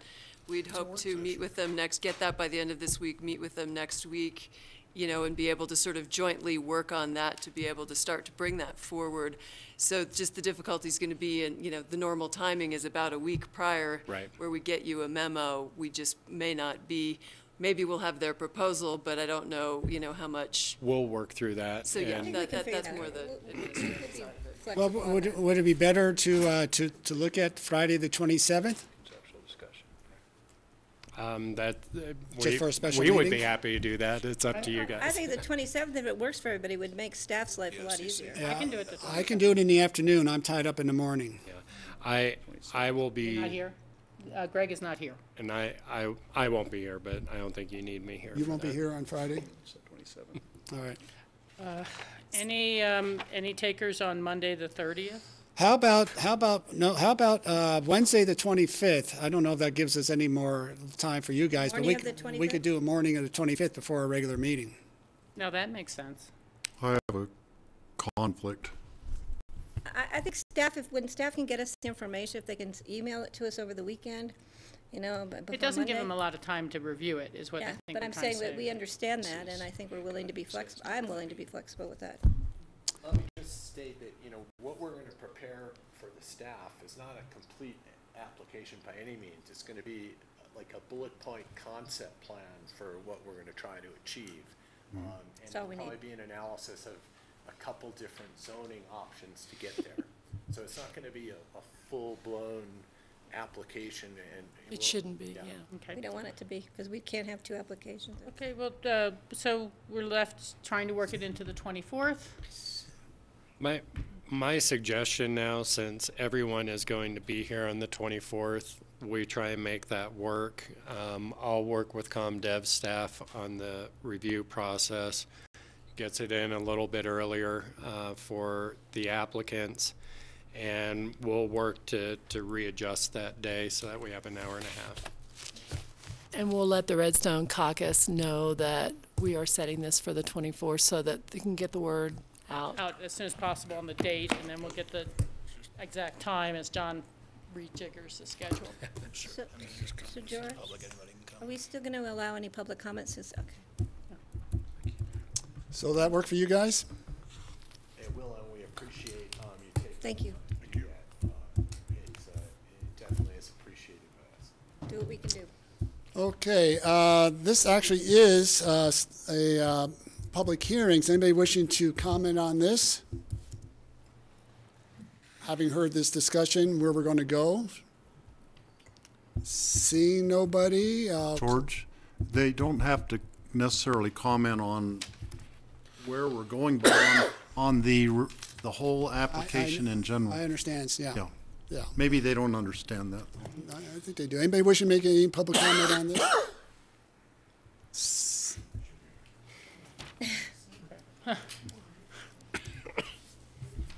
Since they came. I'm Darrell Munsell. It's a pleasure to be here. Thank you for this opportunity. I want to add just maybe 2 or 3 points of emphasis to the letter that I hope you received from me. Thank you. Historic preservation is not for the faint of heart. It is a costly proposition. And I think I can safely say that most of the people here in this region recognize that the Redstone Castle, Cleveholme Manor, is a historic property, a national historic property. I think I can also say that most of the people believe that it should be preserved for a tool to interpret the state and national history. I think that the major question is what means should be given to the Carters to preserve the castle. If most people really want the Cleveholme Manor preserved, then that is the major question. Take a lot of public access to make sure that the castle is preserved.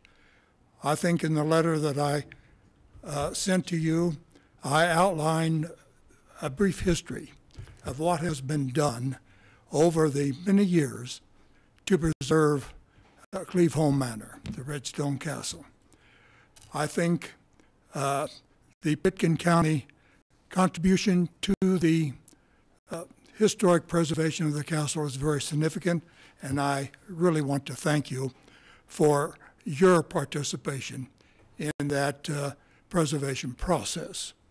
I think the most recent significant development was the application of conservation easements on the building, on the exterior, as well as on the public rooms in the castle.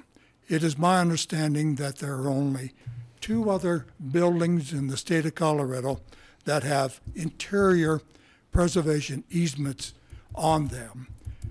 I think, therefore, an accommodation can be made to provide the means for the carvers to preserve that historic building.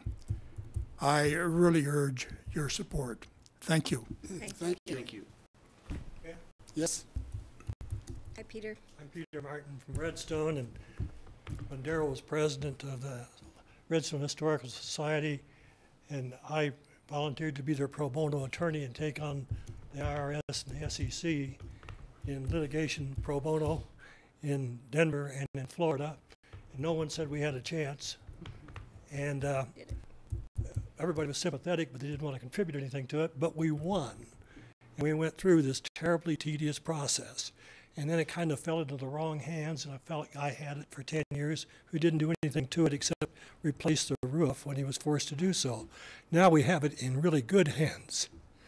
And this is not for Redstone. This is for the county, the state, and the country. Thank you. Thanks, Thank you, Peter. Peter. Peter. Anybody else?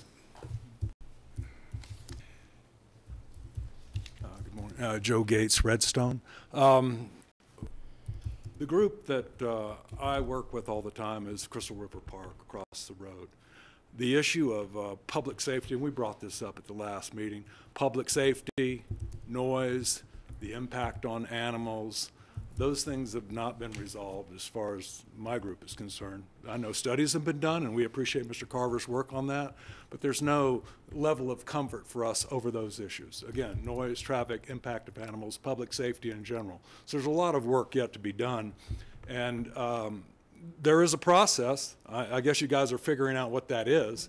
I hope it applies to everybody the same in the future. But it seems to be correct what you're doing. You know, it's the way to go. I'm sorry that it's a long, laborious process, but this is a complicated issue, and I appreciate you guys working on this. Thank you. Thank you. Thank you. Anybody else for any public comments on this? So, seeing none, we'll bring it back to the board for, I guess we're going to motion for a continuation.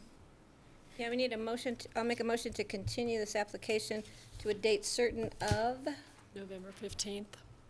November 15th. I'll second with the clarification that that is two different items, the land use code amendment and the special review for special event Right, the venues. application we have before They're us. both being continued. Steve? We could potentially do it on November 1st, which is a meeting after the work session we would have. Would that be enough time for people to be ready for November 1st rather than November 15th? Well, we're having the work session on historic expedited applications on the 24th now, Steve, so I You think could technically have a Could do it the continuation 1st or the 15th, is what I'm saying. And those would both be after I the. think it'd be good to leave them a little time to decide. No. It's up to them.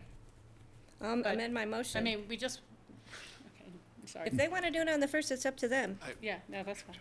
I think we'd stick with the 15th in Perfect. order to have I'll time to amend my process motion what then. comes out of the pre-app. Thank you, though. Thank you.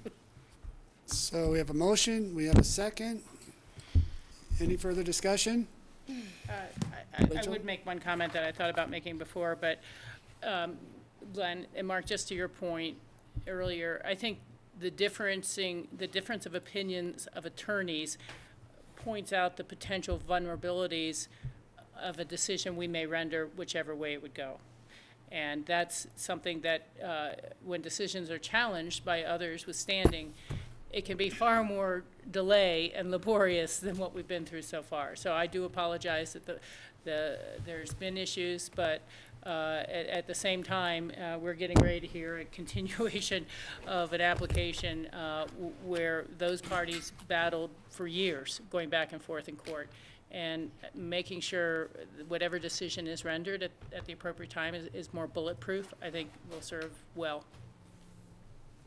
Thanks, Rachel. Thank you. So with that, I will call the question. All in favor, say aye. Aye. Aye. Thank you all very much. Thank you. Thank you.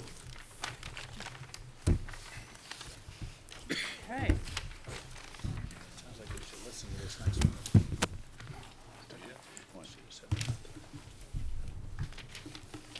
She's got me on speed dial. Half the other constituents in the county, yeah. Celestia. I can do this one quickly.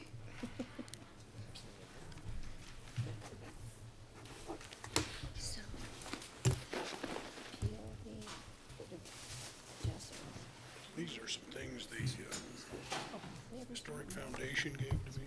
Thank you. Thank you. You guys. I'll read it. Thank you, Steve. Here's for the record. Yeah, give it a chance. Okay, we're going to move on to our next land use public hearing. This is a resolution for the Celestial Land Company LTD reinstatement of vested rights. This is to be continued to a date to be determined. Thanks, George. Suzanne Wolf for Community Development. The request that was noticed for today for the reinstatement of vested rights is proposed to be continued. There's been an appeal filed, actually 2 appeals filed of the Board of Adjustment decision to grant variances to the Celestial property.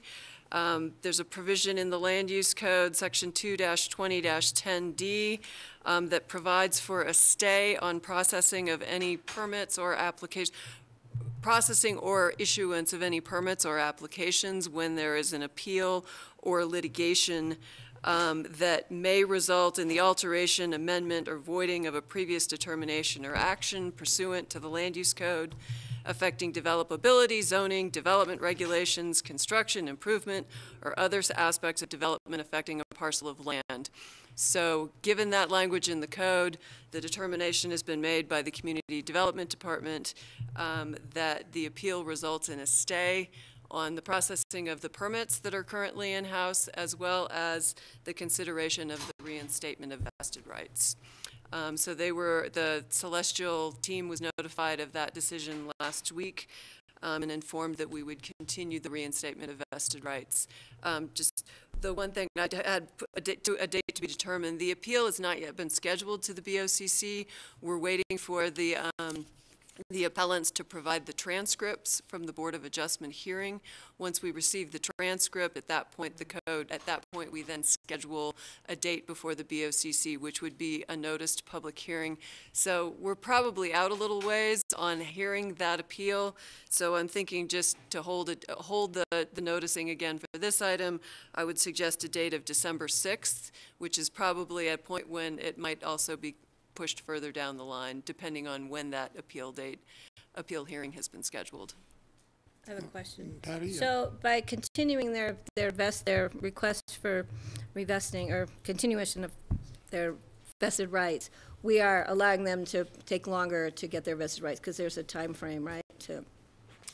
Their vested rights expired in July. They applied for. They have brought in some permits. They're in our process, not necessarily deemed complete, which is usually, is usually the term. So they're there, but right now they're stayed as well. Any movement on those permits is stayed as well. So do you want us to make a motion to continue to December 6th? That's my recommendation. Yes. I will make a motion to continue to December 6th. I can have that one. Let's see, this is a public hearing. Anybody wishing to comment on this? Seeing none, I'm going to close the public hearing at this point. And any further discussion from the board? Seeing none, all in favor say aye. Aye. Aye. Thank you. Let's take a little break here. What do we need, 10, 15 minutes? 10. 10 minutes? I got to drive to Denver tonight, so I'm short, minimal break. 10-minute break?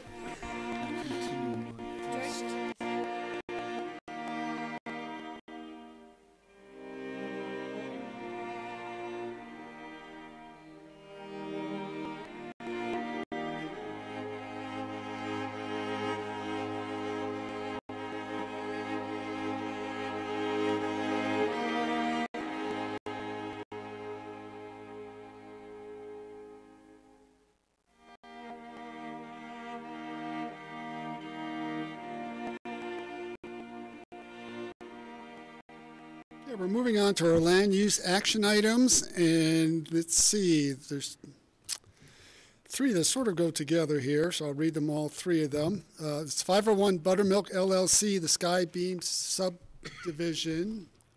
Okay, I should see that's just a full packet. So under that packet, there's an ordinance and a resolution. The ordinance is a rezoning of 501 Buttermilk LLC, the Skybeam property with a planned unit development overlay. This is a second reading. And along with that is a resolution approving the Skybeam subdivision, PUD, conceptual submission, and activity envelope. This is also a second reading. Okay, thank you. Mike Kramer with Pitkin County Planning Staff. The applicant is 501 Buttermilk LLC. Sitting next to me is Mitch Haas of Haas Land Planning. The last meeting we had was September 27th of this year, and at that hearing, the applicant considered the board's request to reduce the subgrade space down to 2,000 square feet. That was accepted by the applicant, and that's been incorporated into your draft resolution. Also at the meeting, we discussed a few more items. One is that the board wanted a third-party beneficiary to the 26-acre conservation easement that's being proposed. And we've included a condition number 4 in the draft resolution. We've identified the Nature Conservancy, Aspen Valley Land Trust, and the City of Aspen as potential beneficiaries that the applicant can work with to designate for that conservation easement. We included that Parks and Wildlife, Colorado Parks and Wildlife, and all beneficiaries be contacted and be included in any trail planning for the trail that would be dedicated on the plat as part of the application.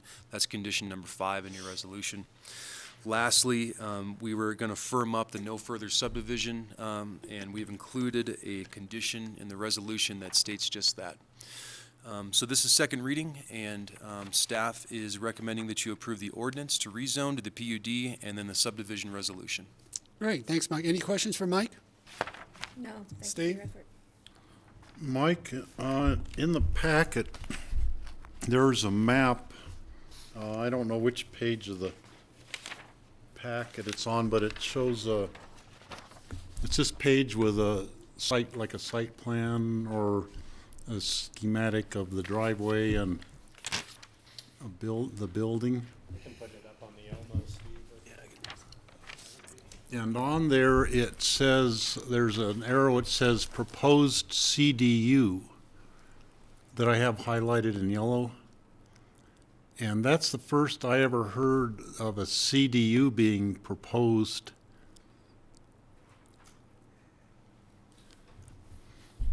And I just wanted to inquire about that, if it was something I had missed earlier, or if it's something, a change in the proposal. Please point to that mic so that maybe we can highlighted right here. zoom it in. It's right on the road. What am I looking at? Did you draw that in there, Mitch? I'm not sure what that, I don't even know what any And of that maybe it was a wrong page put in the packet, but it was in my, Under the term building envelope there. you know. I just don't recognize any of that drawing. no, Is that right. this property? Oh, Steve, you know what that is? That was your, not this board's packet for October 11th. This was the last board's packet, and I think this is the neighboring property, and there were comments submitted by the neighbor, and I think this was included in those comments. You might be Show looking their at setbacks. you might be looking at a past board packet, I think. So this is another property to show what the setbacks were on another property in the neighborhood? That's correct. This was the neighboring property, and this was part of her argument stating that there was a 50-foot setback from the road. Linda Bedell? Okay, well, that explains it. I thought there must be an explanation, but that's why I asked the question, because I couldn't understand the map either. Sorry, I was slow on the uptake on what I was looking at. Okay, You should thank see you. Mitch's face. I don't recognize the property. Greg? Good catch. Greg? I just wanted to know, where do we go with the, you mentioned the three entities, whether it's AVLT or Nature Conservancy, or the third one, City of Aspen. How do they become, when does that notification, when do you choose which one it is, when does that happen? So the condition that we wrote was draft condition number 4 in the resolution, and I can read it here. We made it prior to detailed and final plat submission. State the applicant shall also designate a third-party beneficiary for the open space conservation easement. Potential third-party designees include but are not limited to AVLT, the City of Aspen, and Nature Conservancy. And at final plat and detailed submission, which will be the next step in the subdivision process, the applicant will be working to designate that third party. Thanks for clarifying. Our hope is to identify a party that wants to be the third party, and then write that into the detailed final application. Okay, Mitch, you have anything to add? No, I think I'm good. I spoke with Mike about one slight revision, nothing really substantive, I don't believe, but the requirement to record a PUD guide, asking that we have that, allow that to be recorded concurrent with everything else that we have to record, should we get to that end of the process, meaning with the final plat, PUD guide, GMQS covenant, and conservation easement, as opposed to attaching it to the detailed final resolution. Fine. Just logistically, if we're at the table at the last step doing the detailed final resolution and some changes are made, I wouldn't want to have to continue it just because we then have to update the PUD guide. The idea being it goes with everything else at one time. Staff is okay with that? That's fine. That's condition number 3, and it makes sense to change it concurrent with final plat, as Mitch has stated. That's fine. If the board think that's fine. Okay. Otherwise, I think the conditions address everything we talked about last time, and in a manner that's perfectly fine by us. Okay, any other questions or comments? Thanks for working with us. Is part of this a public hearing? No. Not listed anyway. Continued first reading and public hearing. This is the second reading, and the public hearing was on the first reading. Okay. And this is, second reading. Okay. If I could, I'd just add that I It says feel like it's been public a good process, now, it's never easy, but a good process. I think we came to a conclusion and a resolution that does fit better with the neighborhood, and we were glad to do the research and come to the conclusion that, everybody's intuition was right, smaller fits better in this neighborhood.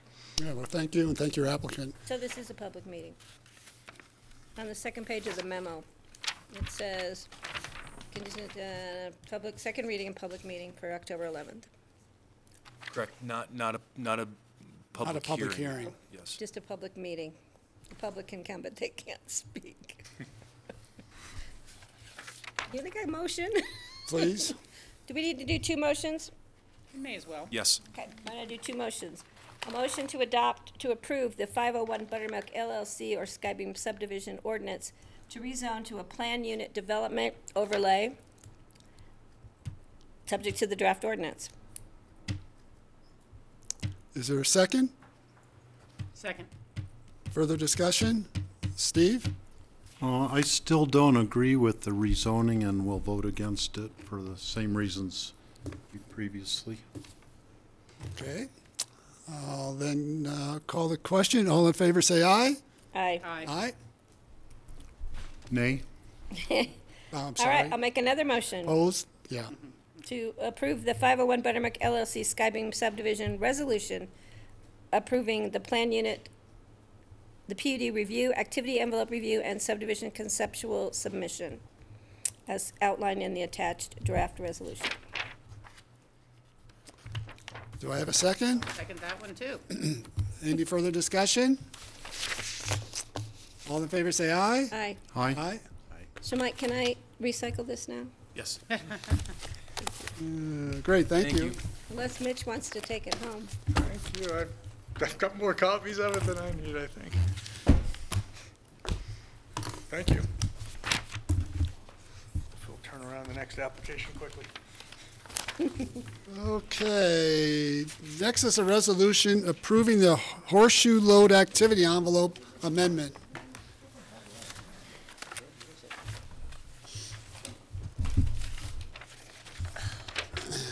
Just when I thought we were done. Nope. You're never done. Suzanne Wolf, Community Development. I'm here with Dave Ross, who's the new owner of the Horseshoe Load. Yes, probably in some more official LLC form, but Dave is the representative for the LLC. So just background.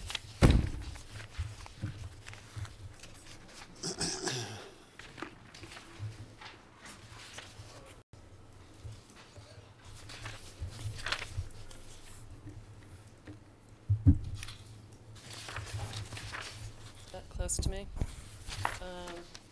For those who weren't here for the Horseshoe Load, this is a property off of Midnight Mine Road.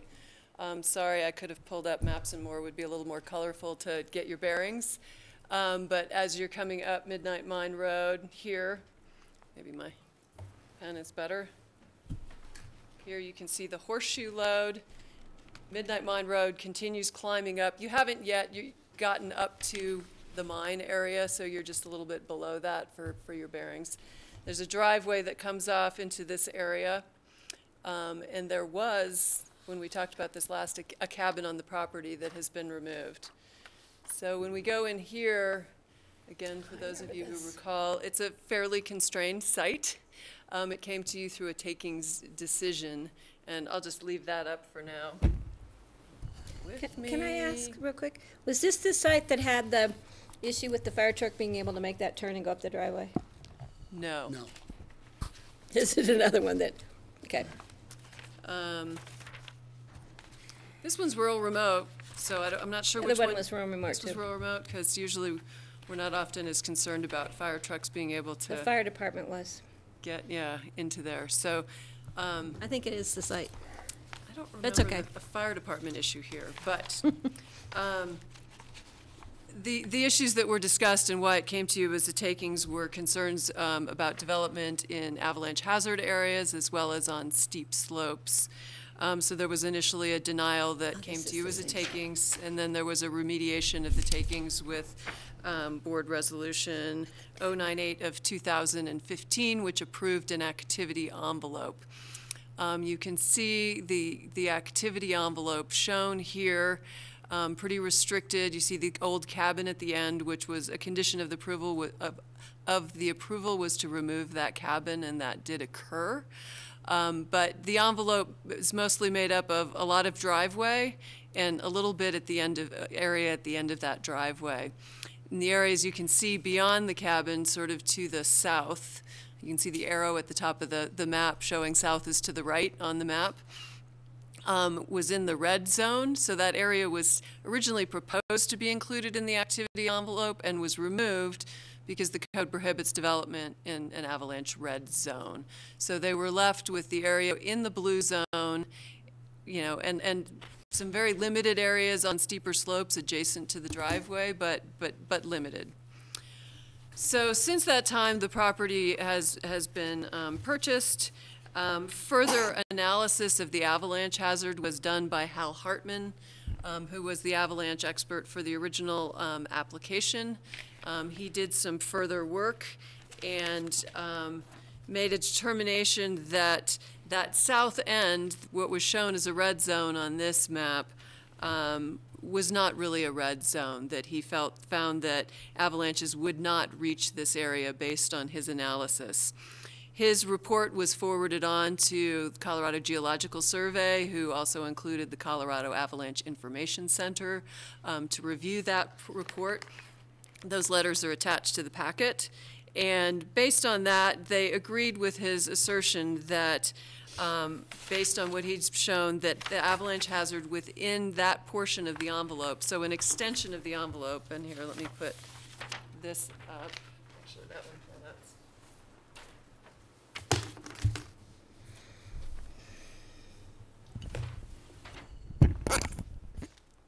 so this south area that I'm mentioning is basically this hatched area here at this end of the envelope. That's the area when Hal refers to the south end where he said that the hazard could be mitigated and that would be considered a blue zone. The code does allow development in a blue zone subject to mitigation, and that would allow us to include that area in the envelope. So that's one of the requests here in terms of the envelope amendment, is to include that area within the envelope, and we support that request. Yeah. Let me just ask about your language on that. You said it's a red zone, but it can be mitigated to a blue zone, and a blue zone can be mitigated to be built in. I mean, that's kind of the sequence I caught from what you were saying. The determination is it was originally a red zone, rated as a red zone. That rating has now changed based on further analysis to be considered a blue zone. Okay, that's better. The mitigation piece is the code allows for mitigation in a blue zone. Okay, thank you. Where it prohibits development in a red zone. It's just the sequence there a little Yep. bit. And then you'll talk about some point what that mitigation will be? Is that part of the? At this point, we're still just talking about the envelope. Okay.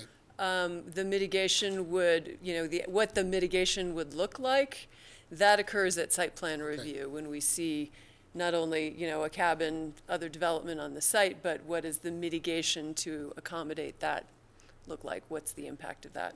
So while I'm here by the map, and maybe if I move this up, I don't have to. Perfect. One of the other requests is to include the areas here shown in green within the envelope. Those areas are all slopes of over 30, actually I think over 45%, and that's why they were not included in the envelope in the original request. The applicant had asked, as he's working forward towards being ready, preparing to submit a site plan application, is having difficulties with the constrained site. It's very limited in terms of fitting the development, having the cabin, being able to fit a septic system, a well, all of those components. And had asked if there could be some leeway to get into those steeper slopes. Unfortunately, under the strict language of the code, there's no allowance for that in terms of it just says development's prohibited.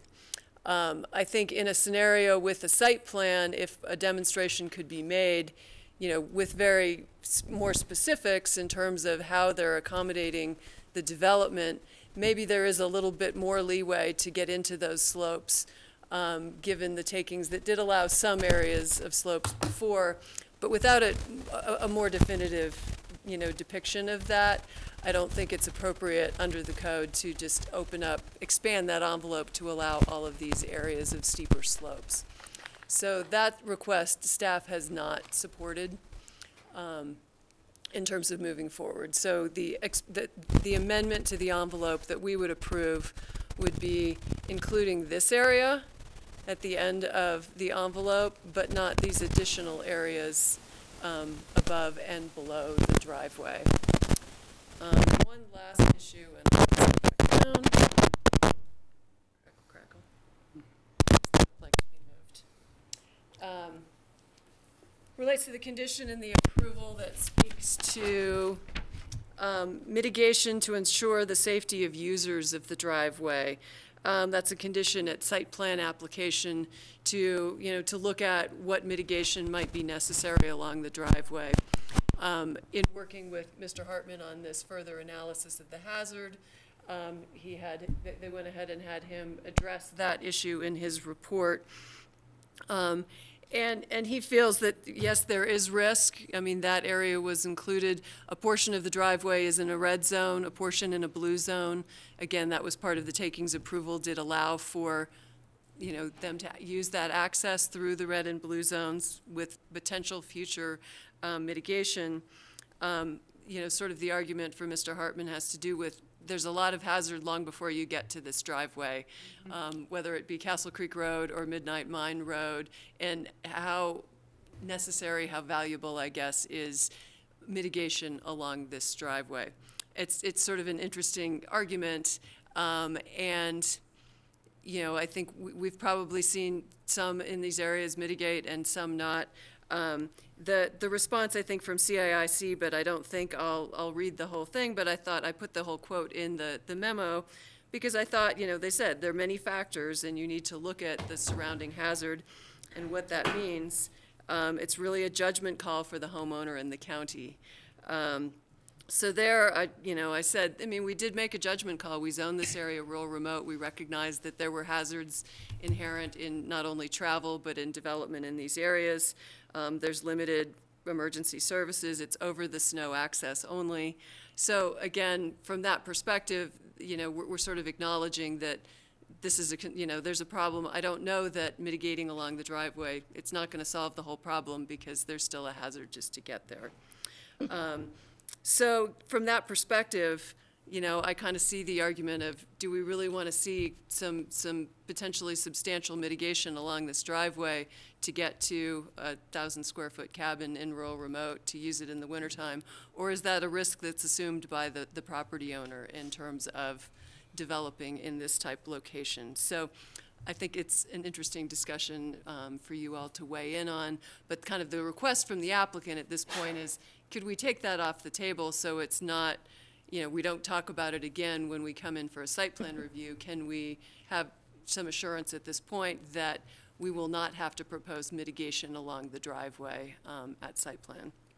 And then one last thing the applicant has asked for, and I guess would look for direction, is because this went through a takings remediation, your request and a condition of the approval is that the site plan review be considered by the BOCC when that comes forward rather than a staff level review. And the applicant has requested, given that there was this application to come before you, if maybe he could have relief from bringing the site plan application back in front of the BOCC as well.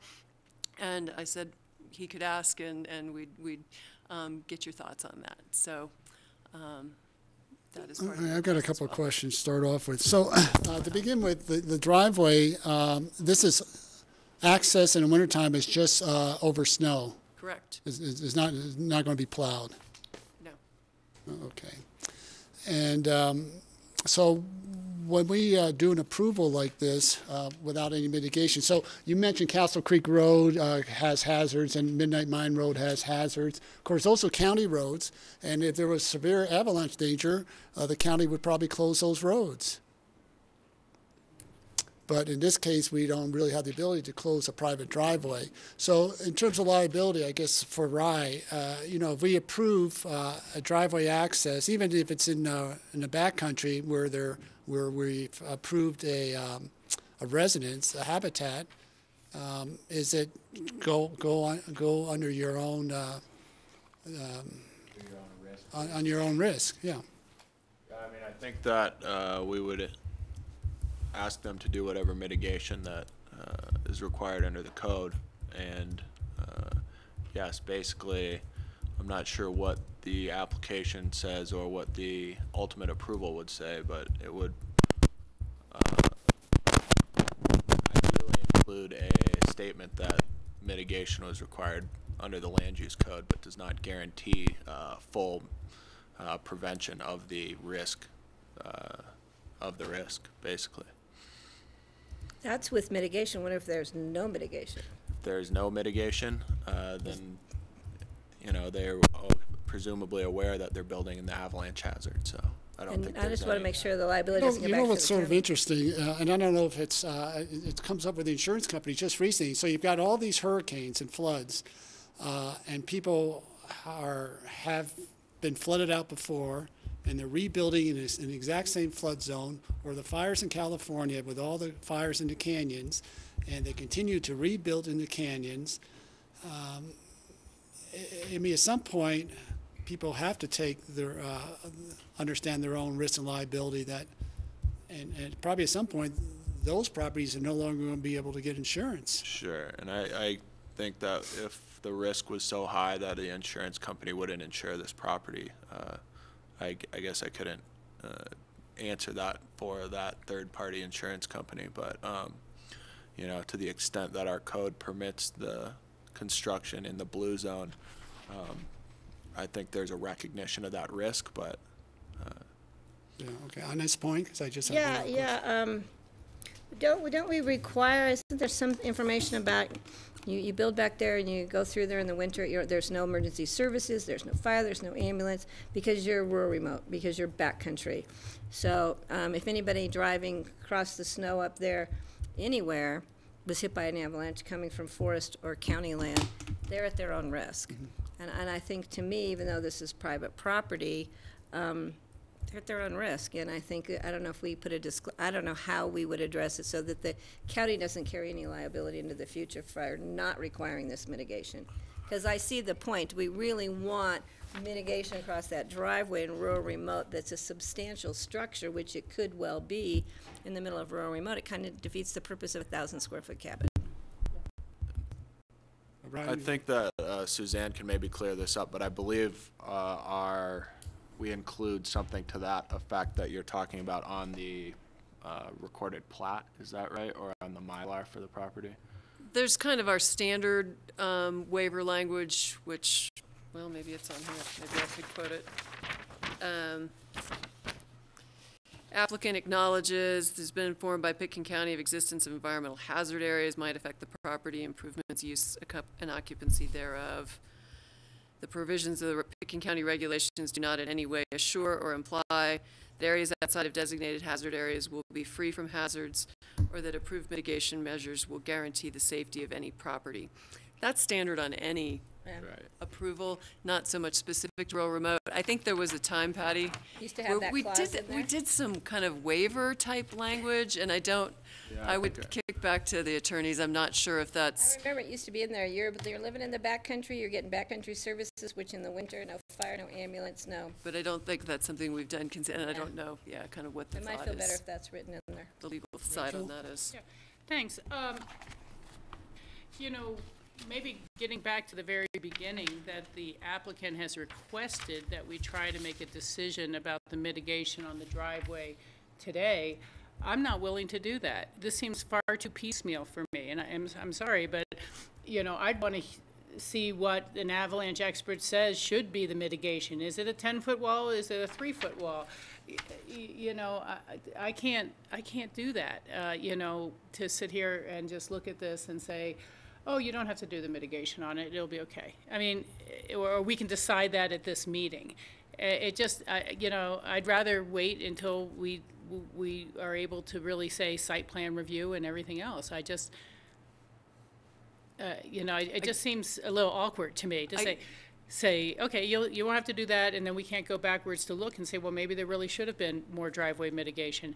And you're kind of, you know, the term that was asked before, and obviously it may or may not be winter time, but, you know, what about delivery people? What about someone bringing a propane tank? What about this or that? You know, maybe they won't be doing it over snow and you'll get it all in before the season. But, you know, and what may be an acceptable risk to this owner may be an undisclosed risk to the next buyer about the driveway and the access. So I just have concerns about that general request. I'd rather wait and understand. And thanks, Rachel. And that goes to sort of my second comment or point in terms of the applicant asking not to have site plan come back to the BOCC. This is such a unique spot, and we're really trying to squeeze something in that really is, however you measure, whether it's in a red zone or the blue zone, it's in avalanche territory. And so whether it's driveway mitigation or other mitigations, I would think I would want to see this come back to us. We spent a lot of time on this to begin with, and I want to make sure that we get it right. And Rachel's point, I think, is well made. My concern about the impact of mitigation, she's right. We don't know what the mitigation is. We don't know what the visual would be in rural remote, and it could be something acceptable to mitigate the dangers of avalanche there, or it could be something unacceptable, and maybe a partial mitigate. We don't know. Yeah. And so to me, it would be, at this point, to deny or to maintain the mitigation need at this point until proven by visual or whatever that the impact of that versus. That site plan. Would site plan be appropriate or? Yeah. Yes. Yeah, and that's why I was suggesting to That's come where back it's to the currently BLCC. Headed? Required, it was a request to That change actually that. show it to us and we could make a decision then. And to that point, I mean, I think it was sort of more of that, you know, here's an expert saying to us, I don't know that mitigation is really necessary, given these other factors. The CAIC saying kind of a policy decision. So anyway, it sounds like you all are falling out on the side of the policy would be, we'd rather see what the mitigation is before we Decide if you need it or not. Right. And what we've known, what we've heard from avalanche experts, it's dependent on what side of the table what side of the applicant they're addressing, because we've seen even avalanche experts disagree depending on their clients' needs. Well, George, and So- I think the quote, "someone will have to accept the risk," is what opens the door. That means someone will have to accept the risk, and who's that someone? George? Greg? I'm the only concern I see in addition to what is being discussed here is when they talk about mitigation, is this mitigation for the driveway, safety on the driveway, or is it mitigation for the Midnight Mine Road below the driveway? And are we looking at the effects or the possible hazards created by the activity up above? I'm assuming this is Midnight Mine Road below, it's cutting below the driveway, it's fairly steep slope. Is there a hazard there, and has it been identified, or is it no longer a problem regarding? I mean, the hazard clearly not only affects their driveway, it affects Midnight Mine Road. I think in us requiring mitigation, it's only mitigation for traveling on the driveway. On the driveway, but what if they did something on the driveway that affected the safety on the road below? I would think, you know, if they're going to propose mitigation, they could, you know, look at that, you know, make sure that they're not, exacerbating the situation, or I'm not sure what the mitigation would look like, you know, in terms of a deflection. It has to deflect it somewhere. But there is already clearly a hazard on the road as well. It's hard, I can't tell from looking at this just what's the likelihood of something rolling off the driveway and blocking the road or closing the road, or I mean, I think the it's driveway may help. It may stop stuff from it's rolling. possible. Good. Yeah. Yes, I'm Yeah, sorry. that's okay. To be clear, I'm okay with the reclassification of what was red zone into blue zone based on the experts' opinions of that. And I would also be okay then adding that area to the activity envelope to create more flexibility in the design of the home. But I would like to see what mitigations are going to be requested for the home to make sure it's safe, and to look at the dangers that may exist on the driveway. It may be that there's only a portion of this where they really feel a wall of any sort is needed. It may be the length, and it may, you know, change the larger development plans, but I simply can't sign off and say, no, it's not necessary. George? Just based on that. Yeah. You know, I think that's a good fact, because I think it's one of those things, be careful what you ask for, because we've seen avalanche mitigation at the end of the day that was totally unacceptable, but we required it. One up at Conundrum and one up at Popcorn Lane.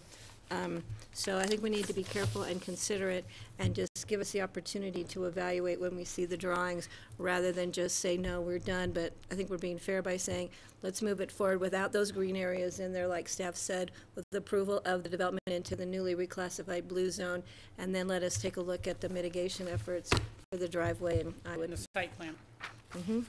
Steve? There are two maps that to me are conflicting. There are the color photographs of the avalanche zones, and one of them to me looks like the old avalanche map from the previous application several years ago, where it actually shows the red zone, and that's on page 32 of the avalanche report, with a little handwritten 32 down in the corner. And so it's this lower map on the page shows the red zone going right down into the tailing pond area. And to me, it looks like the previous map from the previous application, because it's not showing blue zone, it's showing red zone there. Well, there's a blue at the end of it. But most of the, see how it goes right next to the cabin, Cabin's there, or it's close to the cabin. but it's the blue. and Then the other map, so did you find that yet, Suzanne? Yeah. Trees are upside down. And let's look at that one first, Let me clarify. and then we can determine if that's, maybe this is the outdated information. Maybe it's the updated information. I need to clarify that. It is updated. It is the updated information. Dave says he's got some information he can show you. But this area is the area we're talking about adding, sorry, my finger's totally in the way, is the area we're talking about adding to the envelope. The property, oh, here's the one that, And it's shown as a red zone on that. this is, this, oh, Oops. that doesn't work very well. You gotta move the light, I think. The light's not on at all. That's, I don't know, this light is usually, Transparency. This is the area they're adding into the activity envelope, not this. Well, they don't, and then there nowhere does it show where the envelope is either on here.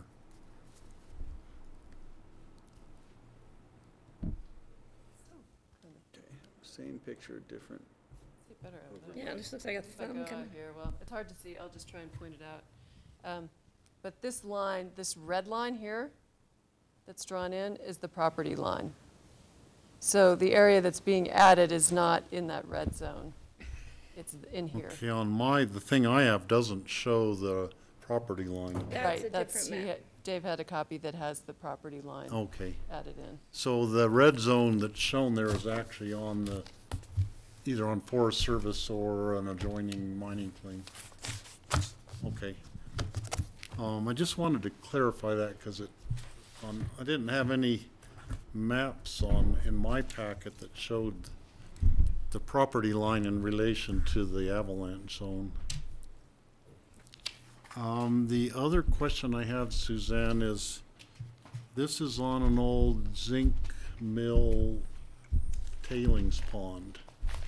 Is there any, and this didn't come up several years ago, and I don't notice it in the packet today, but is there any chance of toxic materials that need to be mitigated for in the case of excavating a foundation or a septic system from the zinc tailings?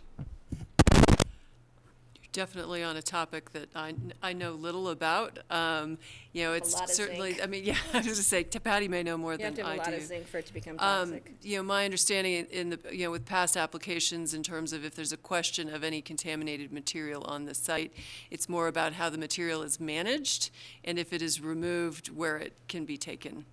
and that it's not so much a, you can develop, it's just how that is managed and taken care of is really more the concern. But I think you're right, I don't remember that coming up And I think, as an issue.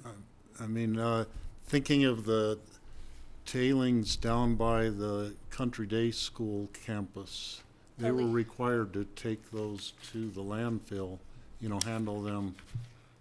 Those tailings were tested and had heavy levels of lead, so that's why those were handled, such as Superfund tailings were handled. Yeah, and I bring the issue up, we might or might not want to have the soil tested if there is excavation done on the tailings site there. Or if it's on the property. Just for safety, and I think it would be assurance for the landowner too, to know if the soil's good, he doesn't have to worry about it ever, but if it does show a high level of, heavy metals that need to be, it would be good for the landowner to know and then dispose of the soil or store it or handle it properly. Right, got it. So I don't know if we'd want to have that be a condition to be added to the. Do you have tailing piles? It wasn't in the previous application and conditions. Suzanne, when they do a septic permit, they do a test. Perk test. Perk Do test. perk test, there's a So different do they- type do of they test for the. Do they test soil at that point? There's, it's a different kind of a test. I think there's a specific type of test you would do. And again, I look at Patty, but I could get with Kurt from Environmental Health to know exactly what that, is, Well, that'd be what the great to proper see. term Joyce, is for can I- that. Yeah. Yeah, do you have tailing piles on the property where you're going to be developing in that activity envelope? No tailing piles on the property. So the tailing piles, just because there's mining activity up there doesn't necessarily mean that there's tailing piles on the property in the activity envelope, because if we tested every bit of dirt on Midnight Mine Road, we would find heavy metals at some level. Yeah, true. That's why they had mines. Yeah, if there were piles on the site, I would be interested, and beyond that, more interested in developing some broader code in discussion with environmental health. But to me, a tailing pile would have to be somewhere near the activity envelope. Well, it said it called it a zinc mill tailings pond, I think and there were two of them there. I believe is what it said somewhere in the application. We could have Kurt review it at the time of septic, because he'll be there anyway, right? There would be, again, just the perk testing. But so- but he'd be there visually. I think the questions are disposal of the soils if they are contaminated. That if there's a digging for the septic, and then, if those are going to be carted to the landfill or used on site, would they then be with ground cover over top of them as well, or biochar or something like that? So I think it's more about assuring that there is adequate disposal or securing of any contaminated soils that are unearthed during the foundation construction or septic tank installation. Something like that. It doesn't prevent it from the development from happening, but it has to be mitigated for in the I find this process. interesting because sometimes people are very, very unaware of environmental hazards, and while it's certainly a different case being zinc than radioactive materials, in Junction and all along those areas when they were mining uranium, people didn't know of the danger and would bring home rock samples and leave on their kitchen shelf as a nice rock. And I met a few of those families a few years back who had their children or themselves develop cancer. And so I think it is a good heads up to take a look. And, a lot of times with zinc, there's going to be other things in there like cadmium and lead too. So it's well worth the look if there's a pond site that gets disturbed. I would just, if they really are pushing this, I would just ask for an evaluation by environmental health. Kurt knows his dirt. Yeah. Yeah, and I would defer to whatever Kurtz Yeah. recommends. I think that would be He'll where be we up should there go. looking at the septic site anyway, Proper so. disposal as recommended or not by our environmental health Yeah. director. Okay. Any other questions for Suzanne at this point? Dave, do you have a presentation or comments? Yes, I am David Ross, and I'm here for Horseshoe LLC, the applicant, along with my partner, Nicholas Mullen. We thank you for considering our application. We're trying to fit an environmentally friendly small cabin with associated mechanical, septic, leach fields, and well for water on the property. We'd like to request approval of the resolution before you with 2 minor modifications.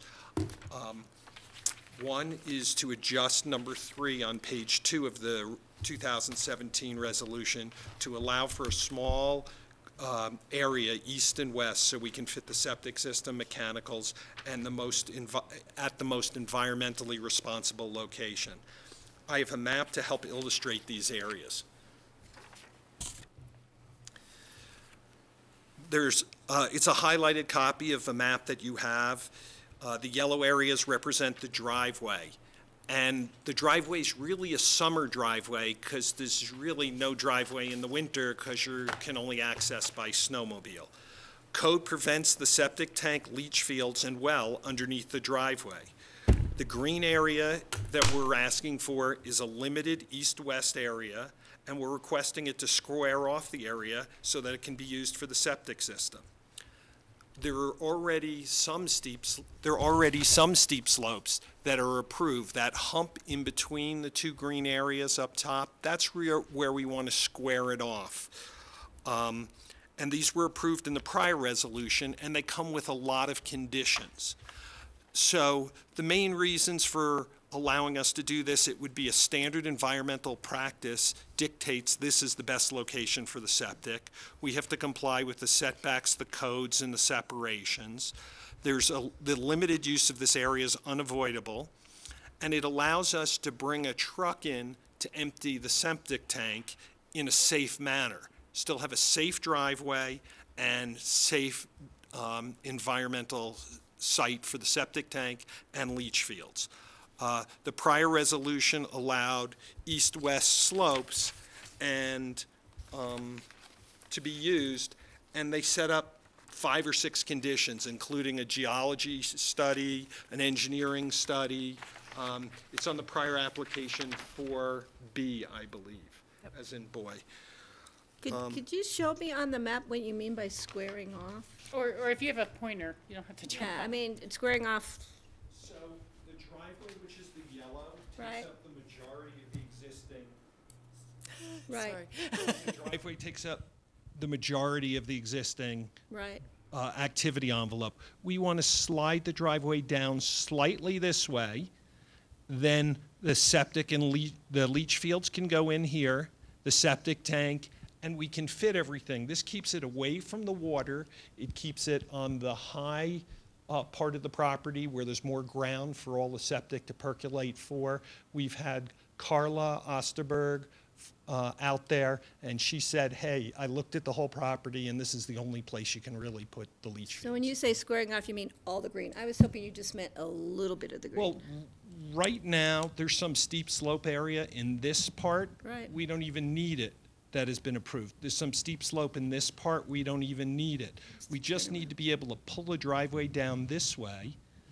And then once we pull the driveway down this way, that gives us room for our septic, our leach fields in here and our septic tank. And we can really fit everything. It's still really tight because we have well separations. Right, we have right. separations from the house. So, But we can do it. so on that lower part where you want to move the driveway down, are those slopes, how steep are those slopes? Some of that area is already approved. That's the 45-degree steep slopes. And some was approved in the previous resolution. We're widening it by about 3 or 5 feet in some areas and 2 feet and 1 feet in some other areas. And we're required to do an engineering study, geology study, and mitigate so that there's no issues there. Those are all the conditions already in our 2015 approvals. Okay. So your leach field would basically be in the center of that hump that's out between the green zones Yes, and extending on to where the road is now. extend across this way. Yeah. And where's your well, just out of interest? The well we have 2 locations for, but up towards that steep slope, and there's another one that's down below, but he said give him 2 spots for it.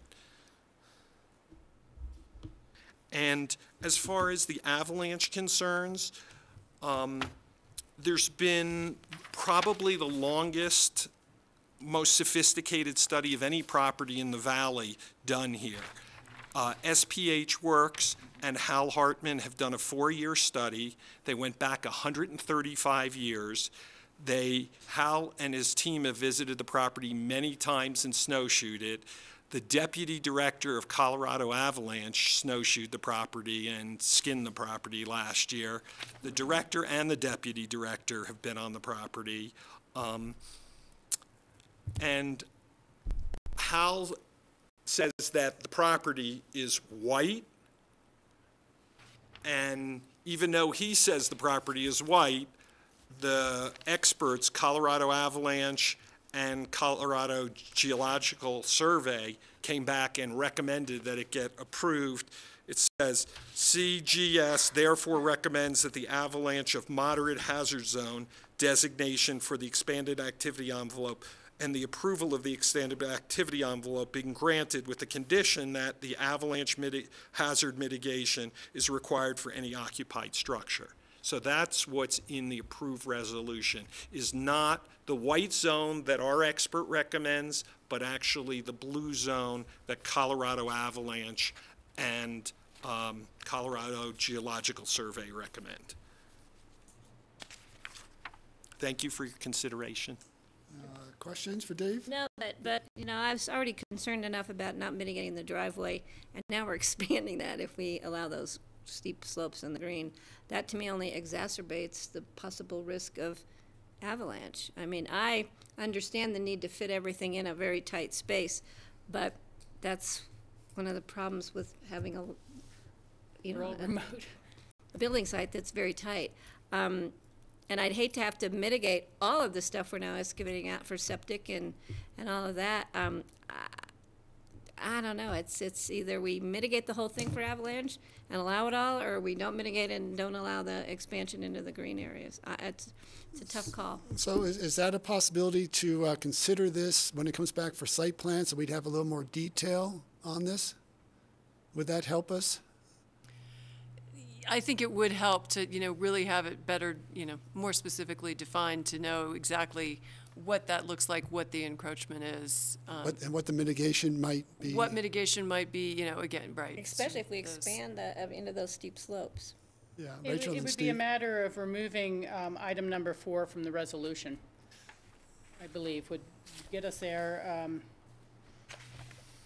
You know, we could leave the last sentence, mitigation for any occupied structures is required as specified in condition number 4A of the resolution 2015. But at least the first 2 sentences, if we took those out, which were the, It leaves the question open for us Yeah. to answer another time. And actually, I think if that's where you want to go, I don't know that you need any of number 4. It's covered under the prior approval. yeah.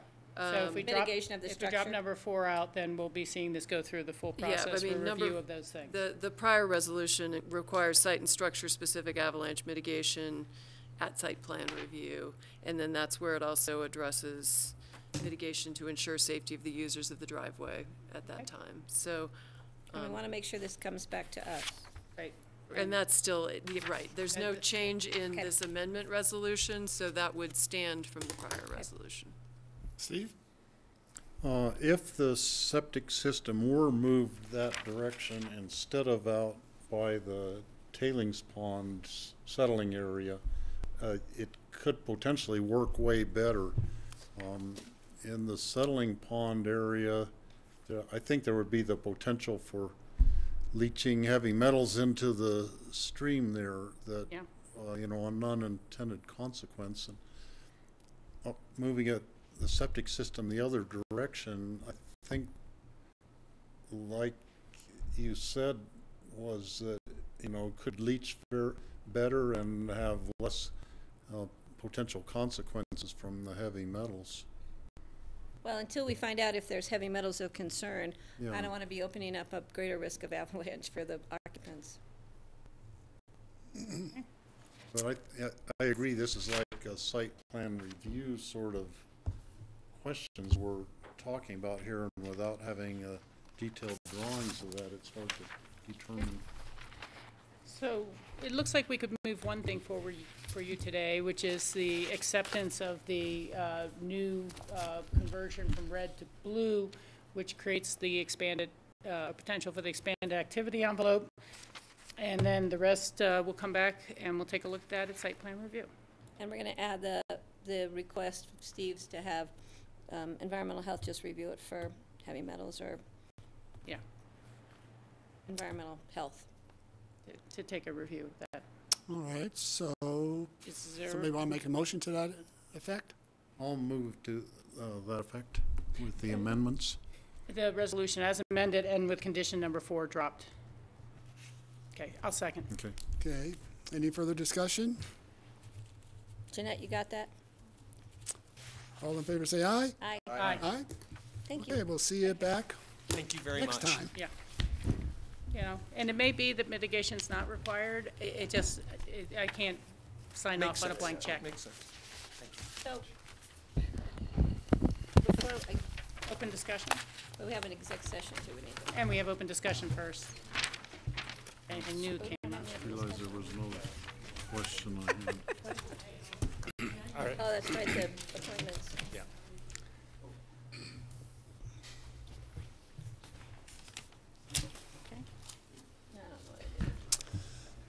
Okay, we'll move on to open discussion. Yeah, so I just have one item for you. Yesterday, the board asked to bring the board appointments that were posted on yesterday's agenda forward to today's agenda for discussion during open discussion, because yesterday's agenda was running long. The board has interviewed. We're still in the meeting. If you guys could take that in the hall, that'd be great. Thank you. The board has interviewed 7 candidates. 3 candidates were for a vacant position on the Healthy Rivers and Streams Board. 2 candidates were for reappointment in the Healthy Rivers and Streams Board. Oh, yeah, thank you. And then you had 2 candidates for the Planning and Zoning Commission. Thanks, Steve. And so there was information in yesterday's packet. I don't know if you guys have that with Steve you brought today. his, so I'm Got mine here. I could also potentially pull it up on the computer if it'd be helpful, or go through the names. I guess how would Yeah, let's the go board through the names one at a time, though. So let's just take one, let's take the P and Z, because there's only 2 applicants for that, no Yeah. renewals. So for P&Z, now the P&Z vacancy is interesting because you have some flexibility in the number of appointments, just so you are aware.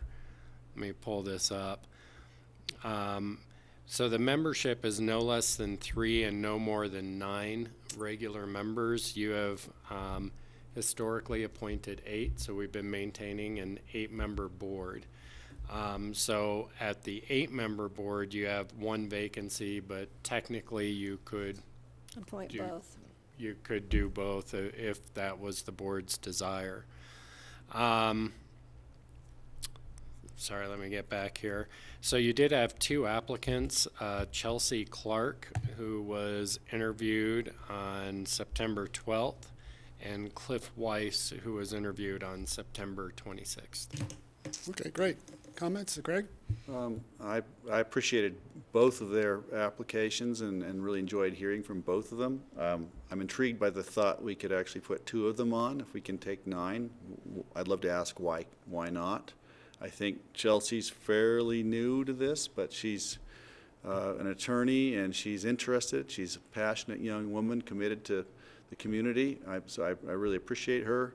Cliff brings experience, and I have to say I really enjoyed hearing from him and what he had to say and how he would handle things. So I'd like to propose that we consider both of them. Okay, thanks. Other comments? Steve? Can a clarification, would they be alternate seats? No. And who would be in the, because we generally move alternates up to the regular seat. Regular. Now, it may be that Suzanne might got have rid of more the alternates, history on how we landed on the, how we landed on the 8 members, at least in our recent history. So I guess to the first question, no alternates anymore. Okay. If they're all regular members, they're all voting. If there are 9 people there, 9 people vote. Okay. We actually landed on 8 last year because we had 6 and 2 people applied, and there was a similar conversation that took place. And at the time, I think we'd actually said 7's kind of better because then you have an uneven number for voting purposes. But you all like both candidates and opted to appoint both, which was fine. So it does provide for up to 9. If we go to 9, we'll be uneven, like you like. So yeah, I mean, it obviously helps us out. We should always have a quorum. That shouldn't be an issue with 9. You just hope people feel like their time is valuable. If 9 of them are showing up all the time, do we really need all of those? But, we do run into quorum issues at times, so. It's a little bit more work for staff in terms of preparation and, coordination, but. I tend to agree. Oh, I'm sorry, Steve was up next. Well, I was going to agree wholeheartedly. I liked both the candidates, and I was torn. How am I going to vote for just one and this solves my problem if we just appoint both Very of them. convenient. Yeah.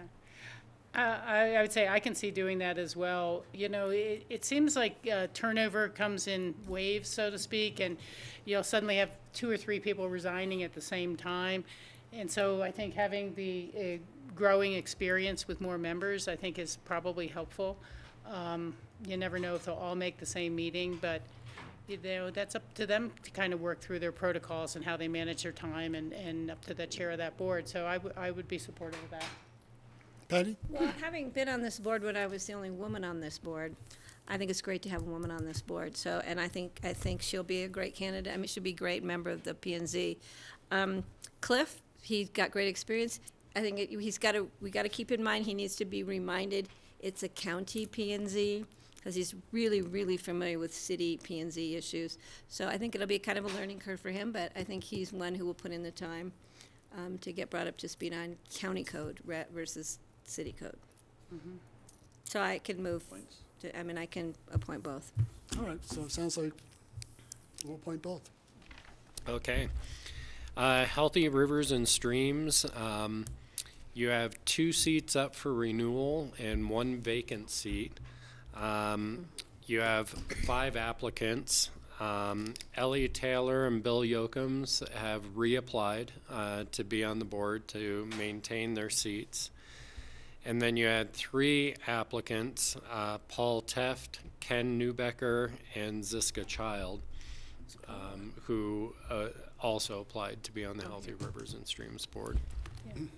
Okay. And some of those interviews are going back to July at this point. Yeah. Right, okay. Rachel?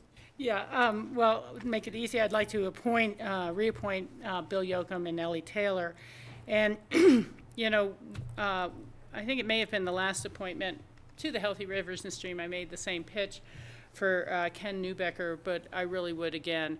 And the reason is because there is such a bigger picture of water going on at the state as much as we're working on what's happening in the Roaring Fork Valley and our rivers.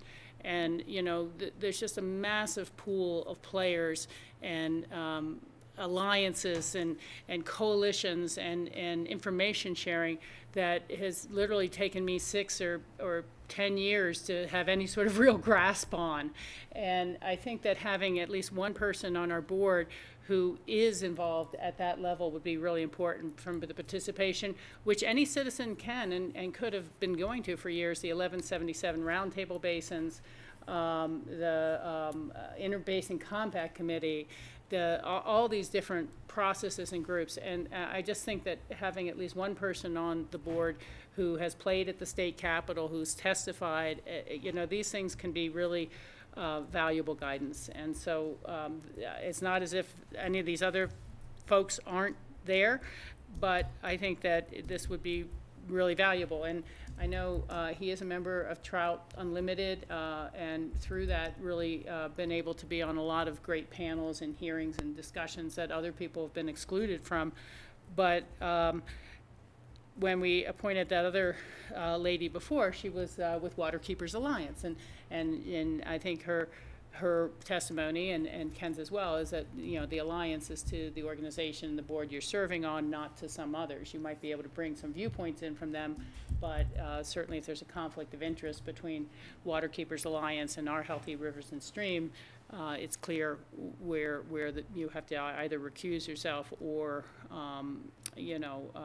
put the interests first and work on the board. But that's my pitch. I just think that, you know, I know I'm leaving, and it's something I feel it'd be helping to leave that board in really experienced hands and experienced partner. Greg, then Steve? I guess I'm going to agree with Rachel on that. I've known Ken for maybe a dozen years, and I've been impressed by his grasp of knowledge and the breadth of which he's traveled the state regarding water issues and been involved in water issues. So I think he's certainly the most prepared candidate we would have. I've known Ziska even longer, much longer, but I also know that hasn't been her main focus the way it has been Ken's.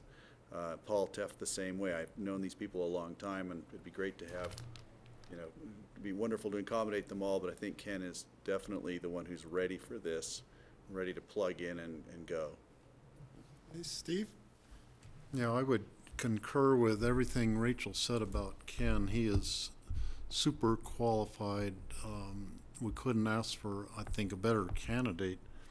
I also was looking at, you know, we try to have one person from each of the commissioner districts, and when you look at it, we have almost all District 5 people on the board. But if we appointed Ken, he would fill the second slot for the Roaring Fork watershed position, which we have 2 slots for that. So we'd get a little better balance in that respect, and removing one District 5 and adding one Roaring Fork watershed person on the board, which would be, you know, give a little better balance in terms of where the people live. Okay, Patty? I can count to 3.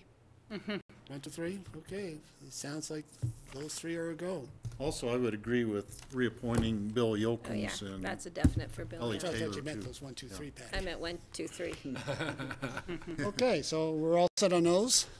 That's all I had for you. Anybody else have anything for open discussion? Remember, we still have an exec here. Yes.